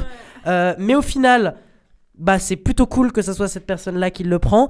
Mais maintenant, pour les autres, c'est-à-dire Michael B. Jordan, moi ça me surprend pas du tout qu'il le prend. Non, ça me surprend pas du tout. C'était presque voué que... En fait, si c'était pas Timothée Chalamet, c'était lui. Il y avait vraiment ce truc de... il va le prendre, il l'a pas eu, il va y aller. Pour moi, il y avait beaucoup de choses qui allaient de soi. Maintenant... quand même des trucs qui me font un peu péter un câble. Non, pardon, juste un truc de surprise. C'est vraiment catégorie meilleur film international. Je suis assez surpris parce que déjà, je considère que cette catégorie-là était une des meilleures catégories de meilleur film international qu'on n'a pas vu depuis très longtemps aux Oscars. Parce que je trouve que vraiment là-dedans, il y avait que des putains de pépites. Il y avait vraiment que des pépites avec Et oui, alors, explication. En fait, dans mes notes de fiches, du coup, j'ai mis dans un autre ordre le nom et les pays. Et du coup, c'est le pays qui vient en beau. Donc, c'est évidemment The Secret Agent, It Was Just an Accident, Sirat, Sentimental Value et The Voice of Henry Jabb. Bah, c'est Sentimental Value qui l'a pris. Alors, je sais que ça doit faire plaisir aux cocos de Lorenzo et Roman, que d'ailleurs, on leur fait des gros bisous. Ils devaient être super contents. Moi, personnellement, en ayant d'ailleurs rattrapé Sentimental Value juste avant les Oscars, là aussi, c'est un film que j'ai trouvé très bon, mais ça m'a un peu moins marqué aussi, notamment par rapport à la claque qu'était Julie en 12 chapitres. Bah, par exemple, moi, dans cette catégorie-là, bah, je suis un tout petit peu déçu que du coup, The Secret Agent reparte avec rien. Et notamment avec Moura, qui du coup, malheureusement, et ça, j'aurais vraiment kiffé, même si ça aurait été pas allé dans mon sens, mais j'aurais bien voulu que Wagner Moura remporte la petite statuette. Donc, à part ces petits trucs-là de surprise ou un peu de waouh, il y avait un peu de challenge. Moi, je trouve que dans l'ensemble, c'était plutôt voulu et c'était un peu vu ce qui allait arriver. Maintenant, moi, vraiment, le truc qui me fait péter un câble, c'est vraiment ce putain de K-pop qui a matrixé les ricains. Mais c'est tellement une dingosserie de faire ça, quoi. C'est vraiment une folie. Je comprends pas comment les ricains ont pu filer le prix de meilleur film d'animation à cette espèce de truc, qu'on est d'accord que c'est un film Netflix, si je dis pas de bêtises, donc film Netflix, qui, de prime abord, moi je l'ai pas vu, hein, mais de prime abord a pas l'air mauvais, hein, je dis pas, mais c'est juste que on s'en fout. On s'en fout de ce truc-là. Il y avait Arco qui était beaucoup mieux. Il y avait Amélie, la métaphysique des tubes. Bah ça, c'est vachement bien aussi. Dieu merci, Zootopia ne l'a pas pris parce que sinon là, je pense que j'aurais brûlé des choses. Vraiment, j'aurais fait une révolte assez grotesque. Mais ça me fait de la peine pour Arco. Vraiment, pour moi, Arco dominait la catégorie à 3000%. Et là, t'as un espèce de truc ridicule qui, en fait, déjà d'une part remporte ce prix-là, mais remporte aussi meilleure musique, meilleure chanson. Bah, vous êtes matrixés. Qu'est-ce que je voulais que je vous dise, les ricains? Vous êtes matrixés par la Corée parce que et même meilleur film. Je me permets de faire une parenthèse, mais meilleur film international. Encore une fois, je dis pas que Valeurs sentimentales est un mauvais film, mais c'est juste qu'on sent qu'il y a une volonté de pas vouloir prendre de position politique. Bah, parce clairement. Que sur les trois films, il y a enfin, en fait, tous sauf. Allez, non, Sirat, vas-y. Mais en tout cas, Sentimental Value, c'est vraiment le film. On va pas relancer le débat. On vous invite à aller checker d'ailleurs le débat qu'on avait fait. Très intéressant. En vrai, je l'ai réécouté, débat très intéressant. Mais c'est en fait le seul film qui fait consensuel et qui est pas politique, ou qui est pas de grandeur politique, parce que tous les autres, il y en a un qui parle de la dictature au Brésil, un qui parle précisément de ce qui se passe en Iran maintenant. Et il me semble que les Ricains et les Iraniens, compliqués, un petit peu emmerdés. Et The Voice of Heinrich Jab, c'est évidemment un film palestinien, pro-palestinien. Donc en fait, là aussi, on sent une non-prise de responsabilité, une non-prise de un truc un peu soft et tout. Et cette catégorie meilleur film d'animation, mais quelle catastrophe. Mais en fait, c'est ça, c'est de la consensualité politique. Ah ouais, mais même dans l'organisation, parce que c'est ce qu'on disait avant, genre si t'as pas obtenu des statuettes de prestige, on va dire, genre meilleur réal, meilleur film, bah des fois ce qu'ils font c'est qu'ils compensent et qu'ils filent des statues un peu d'importance équivalente du style bah on va te donner le lead masculin par exemple, comme ça c'est bon. Sinners a quand même eu un prix ou deux, pas les plus incroyables, mais on a essayé de compenser parce que c'est que ça quoi, c'est du copinage. Faut rappeler que Sinners était le film qui a été le plus nommé dans l'histoire des Oscars. Ouais. C'est impressionnant. Oui, c'est un peu. Bah, du coup, c'est encore plus triste, hein, je trouve. Ouais, mais c'était quand même un peu voulu. Enfin, c'était quand même un peu voulu qu'il allait pas recevoir autant de prix que ça. Déjà, encore une fois, on en parlait aussi, mais il a pris la meilleure photo. Ce qui m'a pas mal surpris, mais je suis très content.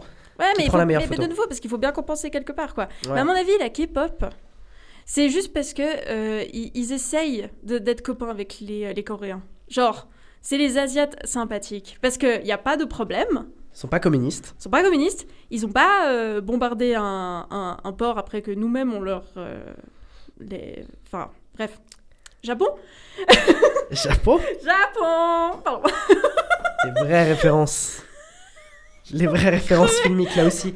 Non, mais de nouveau, c'est du consensuel. Les Coréens, ils sont sympas. C'est des Asiates européens, quoi. Genre, là, c'est clair. Je suis sûre que c'est comme ça que ça se passe dans la tête des Américains. Et en plus, je suis désolée, mais Golden, en plus, c'est un titre qui est grande partie en anglais. Ouais. Évidemment que ça va leur parler à ces abrutis, puis qu'évidemment qu'après, ils vont faire un show avec des mèmes de Leonardo DiCaprio qui comprend pas comment fonctionne son truc. Là, c'était ridicule. J'en ai marre de ce gars, mais j'en ai vraiment marre de Leonardo DiCaprio, parce que pour moi... Son pic d'acting, il est passé, c'est bon. Genre, c'était un bon acteur au début, mais maintenant, c'est juste un connard. Enfin, je pense que ça a toujours été un connard, cela étant, dans la vie privée, mais dans ses choix aussi. Il représente un peu un vieil Hollywood passé qu'on aimerait bien voir disparaître, passer à autre chose.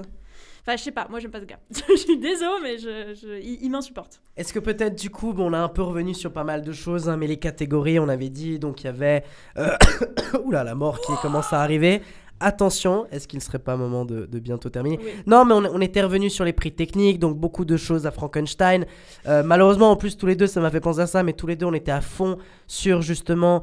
Ugly Stepsister, où on voulait vraiment que... Mais le simple fait que Ugly Stepsister soit nommé aux Oscars me fait quand même vachement plaisir. Ouais. En termes de film de genre féministe un peu bourrin, sans déconner, ça tabassait quand même violemment. Donc ouais, pas mal de prix techniques qui ont été apportés à Frankenstein. Et puis, meilleure actrice, je pense qu'on est tous méga contents que ça soit évidemment notre Jessie qui la remporte. Si c'était pas elle qui l'avait, c'était un scandale. Pardon, un peu, juste pour revenir sur Hamnet, très déçu que Paul Mescal, pardon. Paul Mescal, ouais. Je suis en train de tout mescler. N'ait pas été nominé, même en second rôle, parce que je suis désolée, mais moi, la catégorie que je trouvais la plus faible, c'était acteur dans un second rôle. Pour moi, il n'y en avait aucun qui le méritait. Sean Penn, il l'a eu parce que Sean Penn, d'ailleurs, était même pas là parce qu'il était avec Zelensky. Ouais. Pour moi, c'était vraiment la catégorie la plus faible en termes de nomination et j'aurais bien aimé Paul là-dedans. Bah, en plus de ça, tu vois, moi, dans cette catégorie-là, ce qui était particulièrement chaud, c'est qu'en vrai, je considère pas qu'aucun joue mal là-dedans, mais c'est juste que j'arrive pas à considérer que la performance soit spécifiquement donner une statuette. Alors, encore une fois, tu vois, Benicio del Toro, moi, son personnage, il me fait trop marrer et je l'aime beaucoup. Et c'est pour ça que, du coup, moi, je vais donner mon petit coup de cœur perso. Mais du Jacob Elordi... Bon, bah, Jacob Elordi, il fait le taf, mais c'est pas... je vais pas considérer que ça étant... C'est une bonne performance, mais je considère pas ça une performance folle. Delroy Lindo, ouais, sympa, mais bon, voilà. Sean Penn, ouais, d'accord, bon. Et puis, peut-être Stellan Skarsgård, où vraiment, fondamentalement, lui, il y a un truc dans le regard, où tu sens qu'il y a quelque chose d'un peu spirituel qui se dégage un peu de son regard. Pourquoi pas, mais là aussi, tu as un peu l'impression que tu as vu ça plein de fois dans son jeu d'acteur, donc pourquoi spécifiquement ce truc-là ? Je sais pas, j'ai pas compris ces nominations personnellement non plus. Et puis du coup, comme on l'a dit, évidemment, Michael B. Jordan, Pat McNamara pour meilleur acteur. Et puis du coup, on avait aussi cité du coup Amy Madigan pour du coup meilleure actrice secondaire. Je suis vraiment méga triste que ça soit pas Inga Isboter Ilias qui l'apprend, parce qu'elle vraiment c'est une sacrée découverte. Je la connaissais pas en tant qu'actrice, mais extraordinaire. Ouais. Bref, beaucoup de catégories. Est-ce que peut-être tu veux faire un petit dernier mot, ma chère Théa, pour conclure un peu cette partie Oscar et bilan des Oscars? Bilan un peu mitigé, je nous sens pas forcément méga convaincus. Bah, c'est de pire en pire, quoi. Moi, je préfère encore suivre les autres, parce que, qu'on le sache, hein, c'est le dernier, parce que c'est un peu... Bah, je pense qu'historiquement, ça doit être le premier, non ? De quoi ? Les Oscars, comme festival de World ou quelque chose comme ça, de cette taille, j'en sais rien. Mais ça se pourrait, ouais. Le truc, c'est qu'il y en a des milliards d'autres, en fait. Presque chaque ville européenne a sa petite statuette à donner. Donc peut-être... Genre les Césars, par exemple, qui sont vachement plus divertissants. Ouais, il y a les Césars, je sais pas, il y a les prix de San Sébastien, il y a les Goya aussi, il y a même le Carnot, enfin, tu vois quoi, il y a Berlin, il y a Venise, il y a des milliards d'autres festivals qui sont peut-être devenus de moins en moins star system, moins consensuels et qui sont peut-être un peu plus intéressants à regarder que les Oscars qui deviennent de plus en plus prévisibles. Ouais, absolument. Non, ouais, je partage absolument ton point de vue et ce qui en plus de tout ce qu'on a dit, donc à savoir le côté très prévisible, et que je trouvais qu'en général il y avait peut-être pas vraiment de films qui sortaient du lot par moment. Moi, j'ai personnellement pas été spécialement touché par certains films en disant c'est des méga chefs-d'œuvre. Par exemple, tout con, la catégorie meilleur film. Moi, mon petit cœur, il allait aussi à Hamnet, mais sans considérer que Hamnet soit un film parfait. J'ai pas ce truc en disant c'est la meilleure des choses et c'est extraordinaire, etc. À la différence d'autres années. Moi, je trouve que cette année, on a eu une catégorie où il y avait des bons films, des très bons films, mais pas de grands trucs qui, moi, personnellement, m'ont spécialement subjugué dans cette année-là, en tout cas dans ces nominations. Et surtout, moi, le gros point, c'est ce que tu dis aussi, Théa, mais cette cérémonie a montré qu'actuellement, au sein d'Hollywood, il y a vraiment des rapports politiques et d'opposition et de rapports de force qui sont extrêmement puissants. Et encore une fois, Hollywood a ce talent assez magistral de mettre une jolie petite couche de paillettes par-dessus, avec tout le monde qui est trop content, tout le monde avec ses belles robes et tout, machin, qui coûte 10 000 balles, qu'après, en fait, le lendemain, ils vont refiler à quelqu'un d'autre. Il y a une beauté qui se dégage de ces gens qui sont beaux comme des dieux, évidemment. Enfin, je veux dire, on joue avec ces strass et ces paillettes, mais en même temps, là, je trouve que ça ressortait encore plus un mal-être général de la situation qu'il y a à Hollywood aujourd'hui, où il y a des agresseurs sexuels, où il y a des gens qui soutiennent un génocide, où il y a des gens qui ont certains positionnements politiques racistes, où il y a des gens qui sont des complotistes, où il y a des gens qui sont... Par exemple, une scène toute colle, mais complètement folle. Je sais plus quel est cet acteur américain qui se balade avec cette espèce de collier qui coûte je sais pas combien de milliers de dollars, et à côté, il y a Jafar Panahi.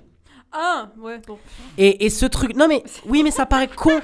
Oui, mais ça paraît con. Mais en fait, ça est quand même révélateur d'un truc, d'un malaise généralisé où, littéralement, un réalisateur iranien qui va probablement, s'il revient chez lui, va se faire exécuter, en fait. Donc, il y a quand même cette situation où on se rend compte encore plus que la situation est particulièrement conflictuelle au sein d'Hollywood. Et j'ai vraiment pas l'impression...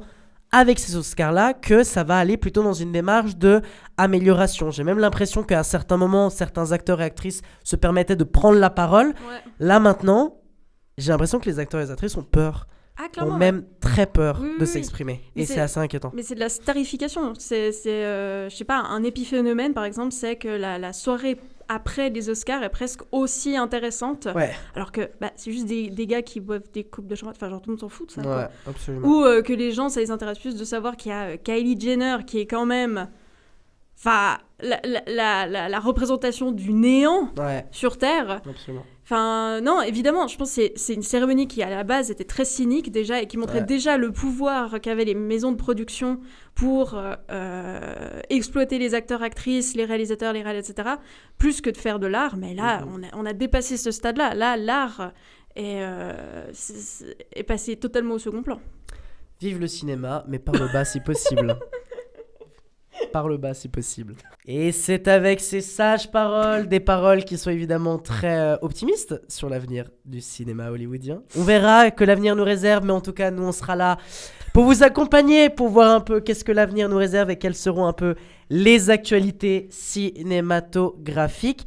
Un très très grand merci encore une fois à toutes et à tous de nous avoir écoutés, et je me tourne évidemment vers notre chère et merveilleuse Théa, merci beaucoup pour Merci cette à émission. toi. Ça fait toujours un régal. Est-ce que tu as peut-être un petit mot à donner aux gens qui nous écoutent avant la prochaine émission de 2 semaines? Oui, exactement. Vous savez quoi? L'oxygène, c'est overrated. Si vous voulez voir un film qui vous coupe la respiration, regardez ou re-regardez American History X. Ah, bah bien sûr. Monstrueux. Sous-côté même, je trouve, comme film. C'est un film très didactique pour les Blancs, mais ça fait plaisir en ces temps de fascisme. Mais oui. Voilà, de C'est remontada important. de fascisme, ça fait du bien. Ouais, c'est quand même très cool. Aïe, aïe, aïe, merci beaucoup. On finit toujours avec un truc lié au fascisme, aux nazis. C'est super. Non, mais moi, à un moment donné, j'essaye de cacher les orientations politiques de cette émission, mais je pense qu'à un moment donné, on va pas y arriver, on va pas y arriver. Bref, en tout cas, un très très grand merci à toutes et à tous de nous avoir écoutés. On se retrouve du coup dans 2 semaines pour le prochain épisode de Vidéo Club. On se rapproche tranquillement du 70e épisode de votre cher podcast. Soyez connectés, suivez-nous sur tous les réseaux sociaux pour être tenus au courant de tout ce qu'on fait, et notamment sur YouTube pour regarder un petit peu toutes les vidéos que nous diffusons. On se retrouve du coup très très vite pour un prochain épisode. N'oubliez pas en attendant d'aller dans les salles obscures, aller voir des films, et surtout n'oubliez pas, vive le cinéma. Nom d'un chien, c'est fini, tout s'allume. À mercredi prochain.